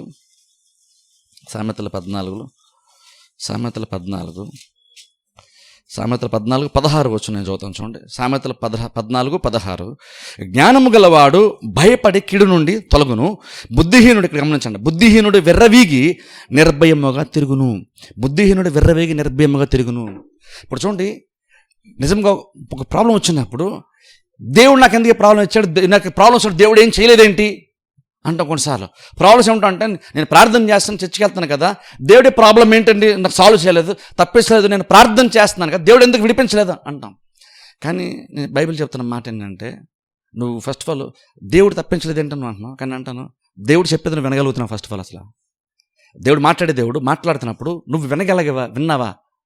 దేవుడు ఎందుకు చేయలేదు అంటున్నావు, నువ్వు దేవుడిని విన్నావా? నిజంగా నువ్వు ఒక కార్యం చేసే ముందు నువ్వు నిజంగా ఆలోచించావా? తెలివిగా ఆలోచించి ఆత్మచేత నడిపింపబడ్డావా? దేవుడు ఒక నడిపిస్తుంటే నువ్వు దాన్ని వినగలిగావా? కొన్నిసార్లు మనం రాంగ్ టైంలో రాంగ్ ప్లేసెస్కి వెళ్తాం, ప్రాబ్లం వచ్చేస్తుంది. అప్పుడు ఏమనుకుంటాం, దేవుడు ఎందుకంటే చేయలేదంటాం. యాక్చువల్గా పాస్టర్ చెప్పిన ఎగ్జాంపుల్ నేను చెప్తాను. ఇది యాక్చువల్ అమెరికాలో జరిగినటువంటి కార్యము. ఒక ఆమె అంటే నైట్ టైం అక్కడ ఎక్కువ దొంగతనాలు ఇవన్నీ జరుగుతుంటాయంట. మంచి క్రిస్టియనే, మంచి బిలీవరే, ఎప్పుడు ప్రార్థన చేసామే. అది నిజంగా అక్కడ చాలామంది తెలుసు, అక్కడ ఆ ఏరియాలో ప్రాబ్లం ఉంటే సర్టెన్ టైం నైట్ టైం అయితే అక్కడికి వెళ్ళకూడదు అని తెలుసు, చాలామంది తెలుసు. కానీ ఎందుకు అక్కడికి వెళ్ళింది, ఎవరో దొంగతనం చేసిన పరిస్థితి లాక్కుని వెళ్ళిపోయారంట. ఆమె వాళ్ళ పాస్ గారు చెప్తుందంట, ఇలా జరిగిందని, నేను ప్రార్థన చేస్తున్నాను, నేను దేవుని వాడితో వెళ్ళేటప్పుడు కూడా నేను ప్రార్థన చేసుకుని బయలుదేరాను, మహోన్నతని చోట నివసించేవాడు సర్వశక్తిని విశ్రమించడం బైబిల్లో ఉంది. నా ఏకిడు నాకు రాదు, నాకు పాదం రాయి తగలదు నేను అనుకుంటే అలాగే వెళ్ళాను, ఎందుకు అలా జరిగింది, దేవుడు ఎందుకు చేయలేదు అని పాస్టర్ని క్వశ్చన్ చేస్తుందంట. ఇప్పుడు చూడండి, గమనించి నా బేసిక్గా ఏమనుకుంటున్నాము, అక్కడ నీ యాక్చువల్ నీ జ్ఞానం ఉండాలి. నీ జ్ఞానం ఉంటే నువ్వు వినగలిగేటువంటి కెపాసిటీ ఉంటే అంటే దేవుడు నీతో మాడతాడు కదా. ఎందుకంటే జ్ఞానం ఎప్పుడు ఘోషిస్తుంది, నువ్వు వినగలిగేటువంటి స్థితిలో నువ్వు ఉండాలి. నువ్వు వినకపోతే నువ్వు వెళ్తావు. మనం వెళ్తున్నప్పుడు కూడా ఎంత కాన్ఫిడెంట్గా ఉంటామంటే అది విశ్వాసం అనుకుంటాం, అది నమ్మకం అనుకుంటాం. కానీ బైబిల్ ఇక్కడ చెప్తున్న మాట ఏంటంటే, బుద్ధిహీనుడు విర్రవీగి నిర్భయముగా తిరుగుతాడు. కొన్నిసార్లు అజ్ఞానం అనేటువంటిది, కొన్నిసార్లు తెలివి తక్కువ అనేటువంటి దానిలో కాన్ఫిడెన్స్ ఉంటుంది. మనకు తెలుసా, అజ్ఞానంలో కూడా బోల్డ్ అంత కాన్ఫిడెన్స్ ఉంటుంది తెలుసా. చాలామందికి అదే కనుక అజ్ఞానములో ఉన్నటువంటి వ్యక్తి క్రిస్టియన్ ఉంటే అజ్ఞానమే కొన్నిసార్లు విశ్వాసం అనుకుంటాడు. కొన్నిసార్లు దాని విశ్వాసం, ఎందుకంటే నిర్భయం కదా, నిర్భయం అంటే నిశ్చేత. విశ్వాసం అన్నదే నిరీక్షింపడు వాటి యొక్క నిజస్వరూపం. ఆ డిఫరెన్స్ తీసుకుంటాం మనం, ఎందుకంటే విశ్వాసం నిశ్చేత అనుకుంటాం. కానీ నిశ్చేత అనేటువంటిది మంచి ఆత్మసంబంధం విశ్వాసం ఉంటుందని లేదు. బుద్ధిహీనత విర్రవీగేటువంటి వాడుకు నిర్భయం అంటే భయపడాల్సిన చోట భయపడలేదు, భయపడాల్సిన చోట నిర్భయంగా ఉంటున్నాడు. మనం ఎలక్ట్రిసిటీతో కరెంట్తో పనిచేస్తున్నప్పుడు నీకు కరెంట్ భయం లేకపోవచ్చు, కానీ కొంచెం ఖచ్చితంగా జాగ్రత్త ఖచ్చితంగా ఉండాలి. అది లేకపోతే ఖచ్చితంగా ఏమవుతుంది అనుకోండి, ఖచ్చితంగా మనం ఇబ్బంది పడే పరిస్థితులు ఖచ్చితంగా వస్తాం. కరెంట్ షాక్ ఖచ్చితంగా కొడుతుంది మనకి. కొన్నిసార్లు కొంతమంది అలా పనిచేసినప్పుడు అది ధైర్యం అని బహుశా ఇతరులు అనుకోవచ్చు, లేదా వాళ్ళు అనుకోవచ్చు. అది కొన్నిసార్లు అది అజ్ఞానం. అది ఎంత ప్రమాదకరమైన సిచ్యువేషన్ నెట్టేస్తుందో వాళ్ళకి తెలియదు కాబట్టి అది కాన్ఫిడెన్స్ అనుకొని చేస్తున్నారు, అలాగే వాళ్ళు ముందుకి వెళ్తారు. కానీ బైబిల్ చెప్తున్న మాట అందుకని చూడండి, అందుకనే జ్ఞానం ఘోషిస్తున్నప్పుడు వినగలిగేటువంటి స్థితి మనకి ఉండాలి. లేదా కొన్నిసార్లు అజ్ఞానం కూడా, నువ్వు అజ్ఞానం ఉండి ప్రాబ్లం ఏంటంటే నువ్వు అజ్ఞానం ఉన్న విషయం నీకు తెలియకపోతే, నీ అజ్ఞానాన్ని బట్టి నువ్వు విర్రవీగుతున్నప్పుడు అది పరాకాష్ఠకి వెళ్ళిపోతే అదే తెలివితేటలు నువ్వు అనుకుంటావు, అదే ధైర్యం అనుకుంటావు, అదే నిశ్చిత అనుకుంటావు, బహుశా అదే విశ్వాసం అనుకుని ముందుకు వెళ్తుంటావు. కానీ ప్రాబ్లము వస్తుంది. కాన్ఫిడెన్స్ తెలియనటువంటి బుద్ధిహీనుడికి ప్రాబ్లం వస్తుంది. అందుకు కొన్నిసార్లు మనం ఏదో ధైర్యం అనుకుంటున్నావో అది నిజంగా వాక్యానుసారమైనటువంటి ధైర్యమా లేదో ఆలోచించుకోవాలి, ఖచ్చితంగా ఆలోచించుకోవాలి.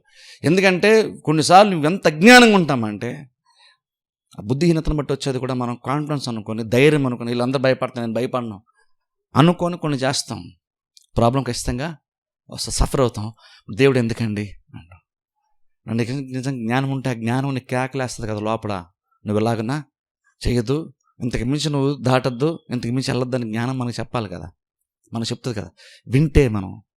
కానీ ప్రాబ్లం మనం వినం కాబట్టే కొన్నిసార్లు ప్రాబ్లం మనకి వస్తుంది. కానీ ఇక్కడ బైబిల్ చెప్తున్న మాట అంటే అందుకే జ్ఞానం అంటూ ఘోషిస్తుంది, జ్ఞానము తన స్వరింపజేస్తుంది. ఆలకించండి, నా దగ్గరకు వచ్చి జ్ఞానం ఎంత వాల్యుబుల్లో నేను చెప్తాను, వినండి, నేర్చుకోండి, జ్ఞానం అంటుంది. సో నిజంగా ఎప్పుడైనా సరే జ్ఞానం గురించి నిజంగా అంత లోతుగా ఆలోచన ఒకసారి చూద్దాం. చూడండి వాక్యం మళ్ళీ ఒకసారి సామెతలు 8లోకి వెళ్దాం ఒకసారి.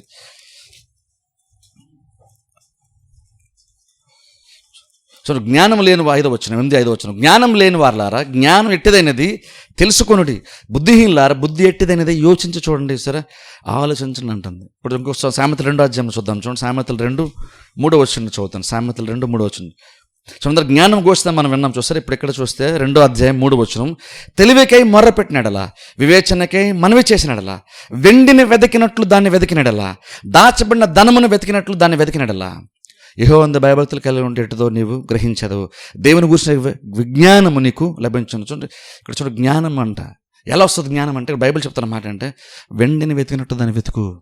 వెండిని నువ్వు పోగొట్టున్నావు అనుకో, ఎక్కడ మిస్ అయ్యింది, అది సంపాదించుకుని ఎంత కష్టపడి వెతుకుతాం మనం. ప్రతిదీ కొంచెం మెరుస్తున్న ప్రతిదీ కూడా అది రాయి అవ్వచ్చు, రప్ప అవ్వచ్చు, కొన్నిసార్లు అదేనేమో అనుకొని వెతుకుతూ ఉంటాం మనం. మట్టిలో కోల్పోయిన బంగారం వెతుకుతూ ఉంటాం. బైబిల్ చెప్తున్న మాట అంటే జ్ఞానం అలా వెతుకుతున్నప్పుడు నువ్వు ఫస్ట్ టైం దొరకదు. బహుశా పోగొట్టిన వస్తువు దొరకాలంటే బేసిక్గా ఏం చేస్తాం, వెతుకుతాం. అక్కడ ఉందనిపిస్తుంది, ఏదో మెరుస్తాడు అనిపిస్తుంది, వెళ్తాం. కానీ యాక్చువల్గా అదే బెస్ట్ జస్ట్ మెరుస్తున్న కవర్ ఏదో అవుతుంది. మరలా అక్కడ ఆ ప్లేస్ కాదు, మళ్ళీ వేరే ప్లేస్ వెతుకుతూ ఉంటాం. ఒక దగ్గర నువ్వు వెతికినప్పుడు దొరికేసింది అనుకుని వెళ్ళలేవు, కానీ దొరకలేదని చెప్పేసి నెక్స్ట్ ప్లేస్కి వెళ్ళడం మానేయము. ఏదైనా మనం విలువైన వస్తువు మిస్ అయితే మనం మానేయము. అలాగే బైబిల్ చెప్తున్న మాట జ్ఞానం కూడా నువ్వు అలా వెండిని వెతికినట్టు, పోవటం ధనాన్ని వెతుకున్నట్టు కదా, నిధిని వెతుకున్నట్టు నువ్వు వెతికితే నీకు దొరుకుతుంది. ప్రాబ్లం ఏంటంటే మనకు అంత తీవ్రత యాక్చువల్గా ఉందా? జ్ఞానం సంపాదించుకుంటే అంత తీవ్రత మనకి యాక్చువల్గా ఉందా? జ్ఞానం సంపాదించుకోవాలన్నప్పుడు నీకు చాలా ఓర్పు ఉండాలి. ఎందుకంటే జ్ఞానం ఎంత వాల్యుబుల్ అంటే నీకు అదంత ఈజీగా సులువుగా వచ్చేసేటువంటి కార్యము కాదు. సో ఒక మాట చెప్పి ముగించేస్తాను చూడండి ఒకసారి. మత్తయి సువార్త 13 ఇది చెప్పి ముగించేస్తాను. మత్తయి సువార్త 13 10 చదువుతాను. మత్తయి సువార్త 13:12 చదువుతాను. మత్తయి సువార్త 13 10 నుంచి. తర్వాత శిష్యులు వచ్చి నీ ఉపమాన రీతిగా ఎందుకు వారితో మాట్లాడుచున్నావని ఆయనను అడగగా ఆయన వారితో ఇట్లా, నేను ఇక్కడ గమనించండి, లూకా సువార్త 13:10 మత్తయి 13:10 మత్తయి సువార్త 13:10 చదువుతున్నాను. శిష్యులు వచ్చి నీ ఉపమాన రీతిగా ఎందుకు వారితో మాట్లాడుచున్నావని ఆయనను అడగగా ఆయన వారితో ఇట్లనేను, పరలోక రాజ్య మర్మములు ఎరుగుట మీకు అనుగ్రహింపబడి ఉన్నది కానీ వారికి అనుగ్రహింపబడలేదు. ఇక్కడ గమనించండి, కొంచెం మనం కనుక వెనక్కి వెళ్ళాలనుకోండి, మనం చాలా సందర్భాలు చెప్పాను కాబట్టి మనం జస్ట్ ఎక్స్ప్లెయిన్ చేస్తాను మీకు, వినండి. అక్కడ దేవుడు విత్తువాని గురించి ఉపమానం బోధించాడు. ఉపమానం బోధించినప్పుడు దేవుడు వాక్యాన్ని ఉపమాన రీతిగా బోధిస్తున్నాడు.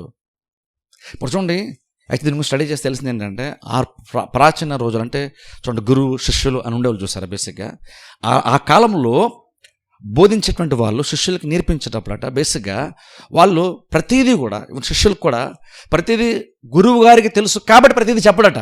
జాగ్రత్త గమనించండి. గురువు గారికి చాలా నాలెడ్జ్ ఉండొచ్చు, బోధించే బోధకునికి చాలా నాలెడ్జ్ ఉండొచ్చు, జ్ఞానం చాలా ఉండొచ్చు, చాలా విషయాలు తెలిసి ఉండొచ్చు. అది బహుశా భౌతిక జ్ఞానం అనుకోండి, లేదంటే ఆత్మ సంబంధ జ్ఞానం అనుకోండి, చాలా తెలిసి ఉండొచ్చు కాబట్టి ఆయన బోధించిన ప్రతిదీ కూడా ఆయన తెలుసున్న దాన్ని బట్టే బోధిస్తున్నాడని కాదు. వినేటువంటి వాళ్ళు ఎలాంటి వాళ్ళు, వినేటువంటి వాళ్ళ యొక్క సామర్థ్యం ఏంటి, వాళ్ళ యొక్క ఆత్మస్థితి ఏంటి, వాళ్ళంతా అర్థం చేసుకోగలరు అన్న దాన్ని బట్టి యాక్చువల్గా అంటే బోధించేటువంటి వాళ్ళు బోధిస్తారట అలాగే బేసిక్గా. బస్ ఈ రోజుల్లో అంత డీప్గా దాని గురించి ఎవరు బోధించే వాళ్ళు ఆలోచించకపోవచ్చేమో, కానీ యాక్చువల్గా అయితే బోధించినప్పుడు బేసిక్ ప్రిన్సిపల్ పనిచేస్తుంది అలాగా. అందుకే రోజులు అంటే కొన్నిసార్లు వాక్యము కొంతమంది చెప్తారు, కరెక్టే చెప్తారు, కానీ కొంతమందికి అది అర్థం కాక బహుశా దాన్ని తప్పుగా అర్థం చేసుకుంటారు. ఎందుకంటే వినేటువంటి వాడికి అంత జ్ఞానము, దాన్ని సరిగ్గా అర్థం చేస్తున్న జ్ఞానము లేదు. జస్ట్ పదాలు అర్థం చేస్తున్నారు కానీ దాని వెనకాల ఉండేటువంటి ఉద్దేశము అర్థం కానప్పుడు బేసిక్గా నీకు అంత జ్ఞానం లేదని అర్థం.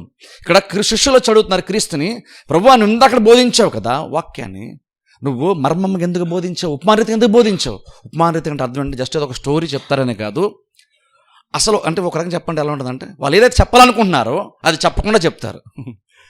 ఉపమానం అంటే బేసిక్ ఏంటంటే వాళ్ళ ఇంటెన్షన్ ఒకటి ఉంది, ఏదో ఒకటి చెప్పాలనుకుంటున్నారు, అది మైండ్లో ఉంటుంది, కానీ ఎగ్జాక్ట్గా అది చెప్పరు, కానీ అది మర్మముగా అది అందులో పొందుపరచబడి ఉంటూ ఒక విషయాన్ని వాళ్ళు చెప్తారు.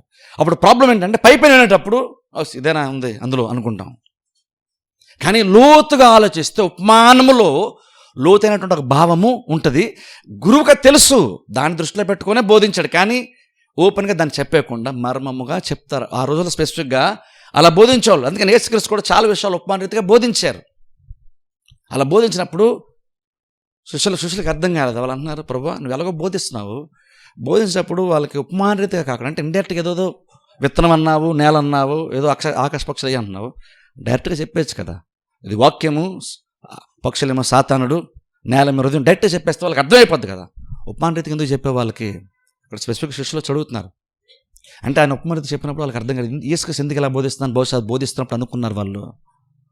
అప్పుడు యేసుక్రీస్తు వచ్చి చెప్తున్న మాట ఏంటి తెలుసా, ఎందుకంటే పరలోక రాజ్య మర్మములు అవి మీ కొరకు బయలుపరచబడ్డానికి ఉన్నాయి కానీ వాళ్ళ కోసం కాదు. ఇప్పుడు ఎందుకని వీళ్ళ కోసం, ఎందుకని వీళ్ళు స్పెషల్ శిష్యులు ఒక రకంగా నార్మల్గా అయితే శిష్యులు స్పెషల్ అని కాదు, కానీ వీళ్ళకి ఎందుకు క్రీస్తు బోధిస్తున్నారు చెప్పనా. జనరల్ ఆడియన్స్ అందరూ కొంతమంది జనాలు వచ్చారు చూసారా. జనాలు ఎలాంటి వాళ్ళు అంటే బేసిక్గా జనరల్ ఆడియన్స్ ఎలా ఉంటారంటే వచ్చేవాళ్ళు ఎంటర్టైన్మెంట్ కోసం వస్తారు. కొన్ని సందర్భాల్లో కొన్ని మీటింగ్స్కి వెళ్తారు, పెద్ద మీటింగ్స్కి వెళ్తారు, ఎంటర్టైన్మెంట్ కోసం వెళ్తారు తెలుసా. చాలామంది నిజంగా దేవుని దగ్గర ఏదో పొందుకుందామని, ఏదో వాక్యం సంపాదించుకోవాలి, ఆత్మీయంగా బలపడాలి అనుకుని మీటింగ్కి వెళ్ళరు. అలా మీటింగ్కి వెళ్ళే రోజులు దాటిపోయినాయి ఎప్పుడో, అవి 20 సంవత్సరాల క్రితం అలాంటి మీటింగ్లు. ఇప్పుడు మీటింగ్లు లెక్కలు వేరు. మరి చెప్పకూడదు. మీటింగ్ పెట్టినోడు కూడా 100 రూపాయలు పెడితే కనీసం 150 వస్తుందని ఆలోచించేవాళ్ళు మీటింగ్ పెట్టాడు. ఇప్పుడు ఈ రోజుల్లో ఒకప్పుడు మీటింగ్ ఎలా జరిగి తెలుసా, నా దగ్గర డబ్బులు ఉంటే నేను మీటింగ్ పెడతాను. ఒకప్పుడు నా దగ్గర డబ్బులు ఉన్నాయి, క్రిస్టియానిటీ అందరూ డెవలప్ అవ్వాలి, అందరూ దేవుని తెలుసుకోవాలి, వాక్యం ఉండాలనుకుంటే నా దగ్గర డబ్బులు ఉన్నాయి అక్కడ మీటింగ్ పెడతాను. ఒకప్పుడు అది. ఇప్పుడు అలా కాదు. ఇప్పుడు మీటింగ్ పెడుతున్నాను, నేను 1000 రూపాయలు పెట్టాను, నాకు కనీసం 1200 రావాలి కదా నాకు. అది రాకపోతే మళ్ళీ ఇంకో మీటింగ్ పెట్టి తక్కువ వచ్చిందని చెప్పడం. మీటింగ్స్ అనేటువంటివి అంటే ప్రతి చోట ఎలాగ ఉందని నేను చెప్పను, కానీ మెజారిటీ శాతం స్పెసిఫిక్ మన చుట్టూ జరుగుతున్నటువంటి దానిలో మాత్రం ఎక్కువ శాతము ఎంటర్టైన్మెంటే. అందులో పెద్దగా ఏమీ లేదు. పాటలు ఎంటర్టైన్మెంట్ కోసమే, వాక్య బోధకుడు ఎంటర్టైన్మెంట్ కోసమే. అందులో నిజంగా కొన్ని విషయాలు ఒక బోధకుడికి అర్థమైనవి, దేవుడు బయలుపరిచాడు, అవి వీళ్ళకి చెప్పాలి, సంఘం వాటిని తెలుసుకోవాలి అనేటువంటి నిజమైనటువంటి ఆత్మ ఉద్దేశంతో పెట్టట్లేదు ఈ రోజుల్లో. ఈ రోజుల్లో బోధలు బేసిక్ అలా జరగట్లేదు, ఎంటర్టైన్మెంట్ కోసం జరుగుతుంది ప్రతిదీ కూడా. అంటే వాక్య బోధ అంటే సీరియస్నెస్ ఏంటో కూడా తెలియకుండా బోధించేస్తున్నాం కొన్నిసార్లు వాక్యం మనం. అలాగే స్తుతి ఆరాధన యొక్క వాల్యూ అంటే తెలియకుండా కూడా ఏదోదో చేసేస్తున్నాం మనం. డ్యాన్స్లు అని అదని దాని మ్యూజిక్ అని. మ్యూజిక్ ఎక్కువ హైలైట్ అయిపోతుంది ఇప్పుడు మనకి. ఆరాధన కంటే ఎక్కువ మ్యూజిక్ మనం డామినేట్ చేస్తుంది. అలా అయిపోయింది, ఇప్పుడు ఎంటర్టైన్మెంట్ అయిపోయింది. అలా ఇక్కడ కూడా జనాల దగ్గరికి యేసు దగ్గర కూడా చాలామంది వస్తున్నారు. అందులో చాలామంది, అందరూ చెప్పలేము, కానీ మెజారిటీ శాతం మాత్రము వాళ్ళు పెద్దగా కష్టపడకుండానే ఏదో క్రీస్తు దగ్గర అవైలబిలిటీ ఉన్నాడు, వస్తున్నారు, ఆయన ఏదో బోధిస్తున్నాడు, వెంటనే వెళ్ళిపోతున్నారు. జస్ట్ ఎంటర్టైన్మెంట్ లాంటిదే వాళ్ళకి. అందుకని వాళ్ళ ఇంట్రెస్ట్ ఎంతవరకు అంటే ఎంతవరకే, వాళ్ళ చెవులకు దురదనంత వరకే, వాళ్ళకి అపీలింగ్ అనిపించి వాళ్ళకి సరదాగా ఉండి మీటింగు ఆహ్లాదకరంగా ఉంటున్నంత వరకే అది మీటింగ్ వాళ్ళకి. అది లేకపోతే ఇంకా మీటింగ్ వాళ్ళు రారు. అందుకని ఇప్పుడు ఏం చేసి బోధనలు ఏం చేయాలి, చర్చను డెవలప్ చేసుకోవడానికి జనాలను కూడా ఎంటర్టైన్ చేసేటువంటి పనిలో పడిపోయాం ఇప్పుడు మనం. అందుకని పాస్టర్లు కూడా ఇప్పుడు కొత్త కొత్త రకరకాల ఐడియాలు తెలుసా. మీకు తెలిసిన తక్కువ, అమెరికా లాంటి చోట అయితే చాలా సర్కస్లు జరుగుతాయి స్టేజ్ల మీద తెలుసా. సినిమా స్టంట్ లాగా కొన్ని వీడియోలు కొన్ని చూసాను. యాక్చువల్ సినిమా స్టంట్లో పాస్టర్ గారు వైర్లు కట్టుకొని గాల్లో తేలిపోతాడు, పైకి సడన్గా ఎగిరేస్తాడు. ఆయన ఏం చెప్పే ప్రయత్నం చేస్తున్నాడు, ఆయన రాకడ వస్తే ఇలా ఎగిరిపోతాం అనడానికి ఆయన ఎగిరేస్తున్నాడు వైర్లు కట్టుకొని. అంత అవసరం అది. కానీ అలా చేయకపోతే జనాలకి ఆకర్షణీయంగా లేదు.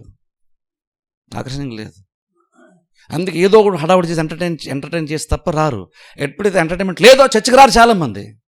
ఇక్కడ జనాలు కూడా చాలామంది వచ్చెళ్ళిపోయి అందరూ అలాంటి వాళ్ళే. వచ్చెళ్ళిపోయి అందరూ అలాంటి వాళ్ళు అంటే పెద్ద సీరియస్నెస్ లేదు వాళ్ళకి. ఏదో టైం ఉంది, ఖాళీగా ఉన్నాం, వెళ్ళొద్దాం, ఈజీగా ఉంది, డబ్బులు ఉండాలి, పక్కనే కదా, ఫ్రీ బస్సే కదా, వెళ్ళొద్దాం, ఇలాంటి మెంటాలిటీ తప్ప ఖర్చు పెడదాం, అక్కడ ఏదో మనకు దొరుకుతుంది, అక్కడ ఏదో ఆత్మీయంగా ఒక అనుభవం మనకు వస్తుంది, దేవుడు మనకు అర్థమవుతాడు, ఖర్చు అయినా పర్లేదు, టైం వేస్ట్ అయినా పర్లేదు, ఇబ్బంది అయినా పర్లేదు, వెళ్దాం అన్న ఆలోచన లేదు వీళ్ళకి, జనాలకి. అందుకనే వాళ్ళకి సింపుల్గా బోధించారు క్రీస్తు. కానీ క్రీస్తు అన్నారు మీకు అలా కాదంటున్నారు. ఏంటి వీళ్ళకి ఎందుకు అలా కాదంటే, వీళ్ళు ఒకసారి వెనక్కి వెళ్ళాలి, శిష్యులు అలాంటి వాళ్ళు రమ్మనగానే అన్నింటిని వదిలేసి వచ్చారు వీళ్ళు.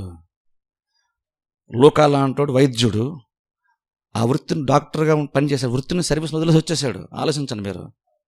చాలామంది జాలర్లు, ఇప్పుడు జాలర్ అంటే మనం చీపు తీస్తున్నాం, అదేం కాదు.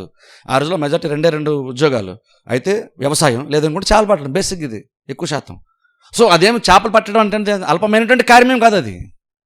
కానీ వదలమని అవన్నీ వదిలేసి వచ్చేసారు. అన్నిటిని, కుటుంబాన్ని, వాళ్ళన్నిటిని వదిలేసి క్రీస్తు వెనకాల వెళ్ళిపోతున్నారు. వీళ్ళు చేసినటువంటి త్యాగం ముందు చూసారా. అదేంటంటే వీళ్ళకి నిజంగా క్రీస్తు వెనకాల వెళ్ళాలని ఆయన ఏం చెప్తాడో తెలుసుకోవాలని ఇంట్రెస్ట్ వీళ్ళకి ఉంది.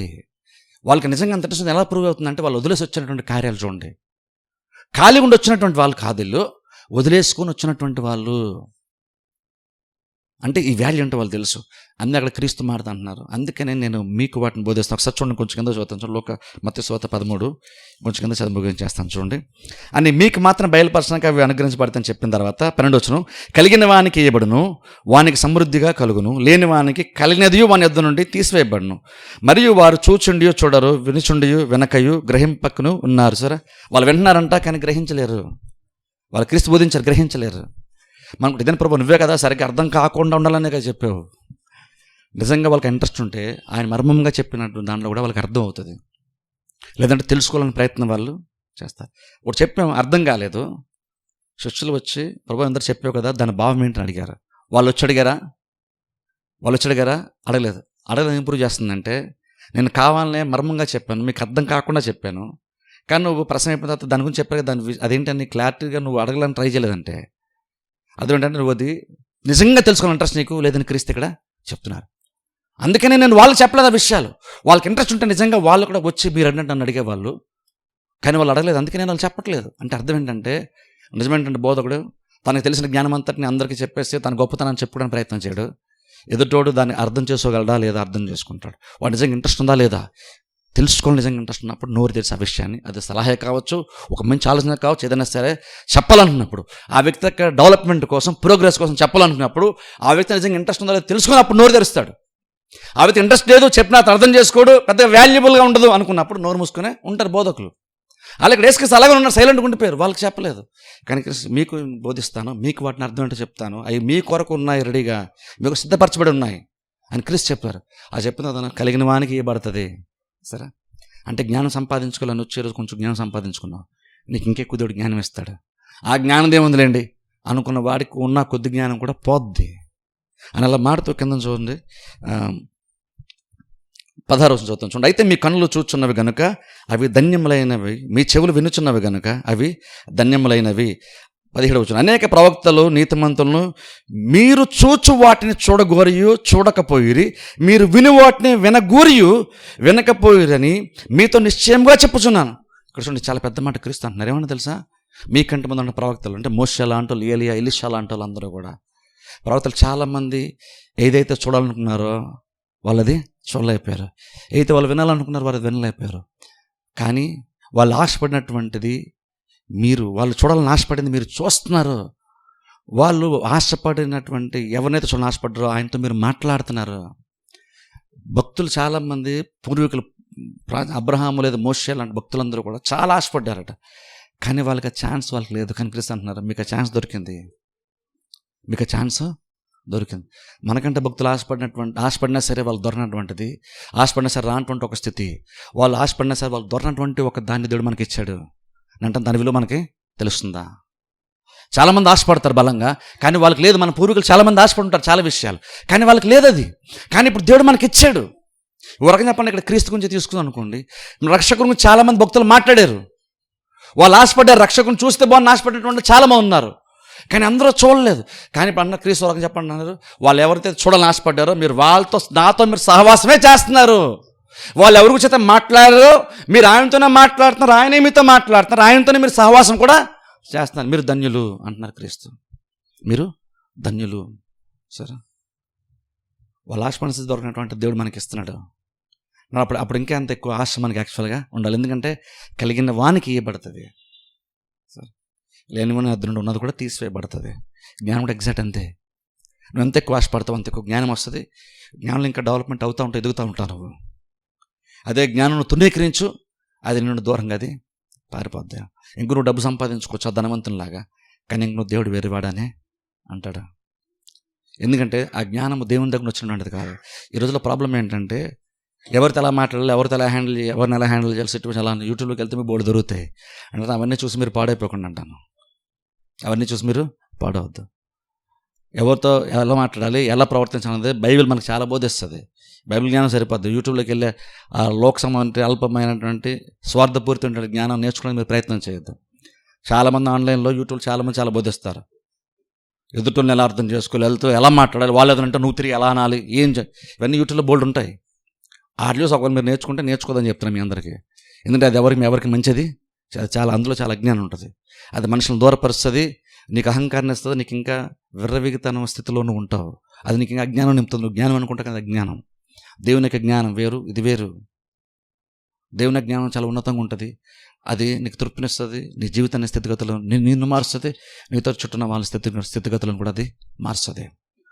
అందుకని బైబిల్ చెప్తున్న మాట అంటే జ్ఞానమును సంపాదించుకున్నాము. దేవుడు మనకు జ్ఞానాన్ని బోధిస్తాడు. ఇది వాక్యం ఆత్మ సంబంధమైంది, కింద కూడా చాలా జ్ఞానం ఉంది. దేవుడు ఆలోచనకర్త, జ్ఞాన బలంలో కలిగినటువంటి ఆత్మని పరిశుద్ధాత్మ పేరు. దేవుడు జ్ఞానం ఇస్తాడు తెలుసా. నువ్వు ఏ దారి ఎంచుకోవాలి, నువ్వేం చేయాలి, ఎలా చేయాలి, ఏ టైంకి ఏం చేయాలి, ప్రతిదీ కూడా దేవుడు మనకు చెప్తాడు. అంటే నువ్వు తొందరపడి ముందు వెళ్ళిపోయి గబగబా చేసిన ప్రయత్నం చేయొద్దు. ముందు ఒక కార్యం నువ్వు చేసే ముందు, జ్ఞానవంతులు చేసే పని చెప్తాను, నువ్వు పని చేసే ముందు బాగా నువ్వు లోతుగా ఆలోచించుకో. దీనికి ఉత్సవం వీలైతే నేను ఇంకా ఎక్కువ ఎక్స్ప్లెయిన్ చేస్తాను, బైబిల్ నుండి ఎగ్జాంపుల్ తీసి. బాగా ఆలోచించుకో, లేట్ అయిపోయినా పర్లేదు, ఆలోచన అప్పుడు స్టెప్ అయ్యి ముందుకి వేయాలి. కానీ అలా ఆలోచించేటప్పుడు నువ్వు సలహాలు కూడా అంటే నువ్వు జ్ఞానం నేర్చుకో. నీకున్న పరిధి జ్ఞానం నీకు సరిపోదు తెలుసా. మన లైఫ్కి సంబంధించి ఆలోచన చెప్తున్నప్పుడు నేను ఆలోచించానండి అనుకోవద్దు.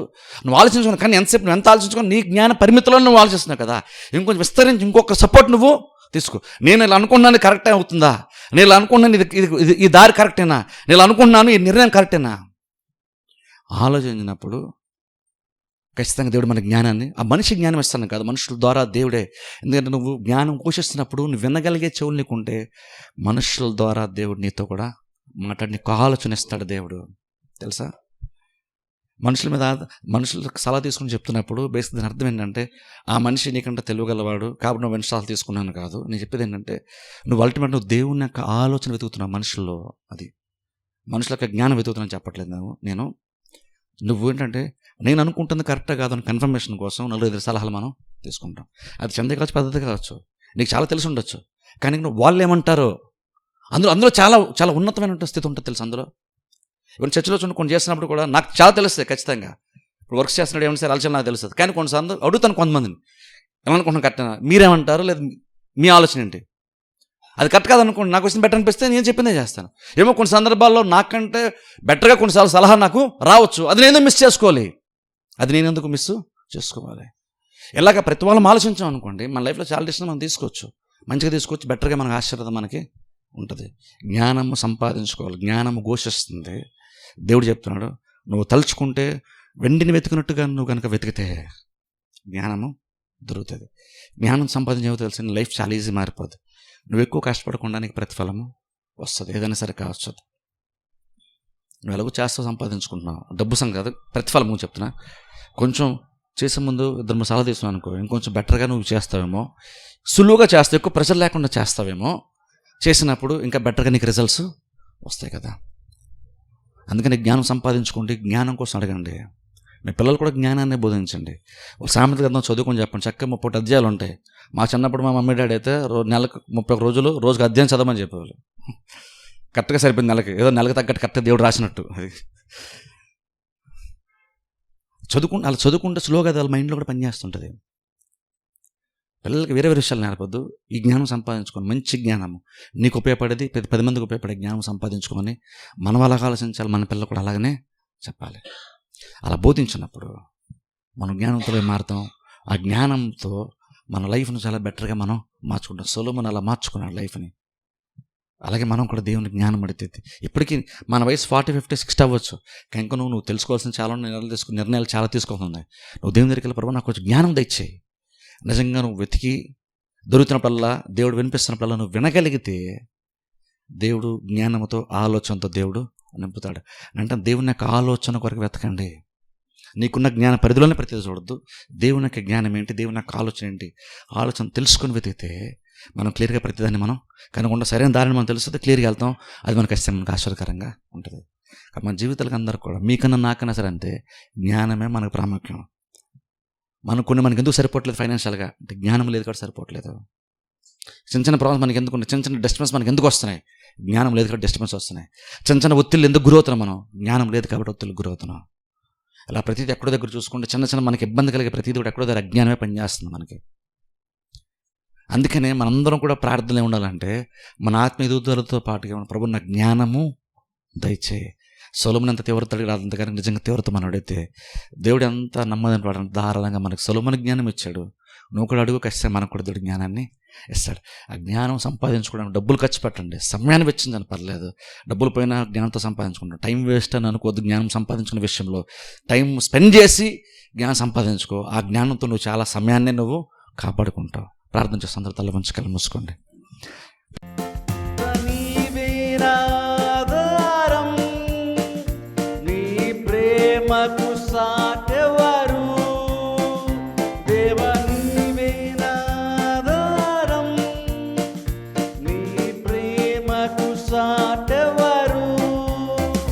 నా జీవిత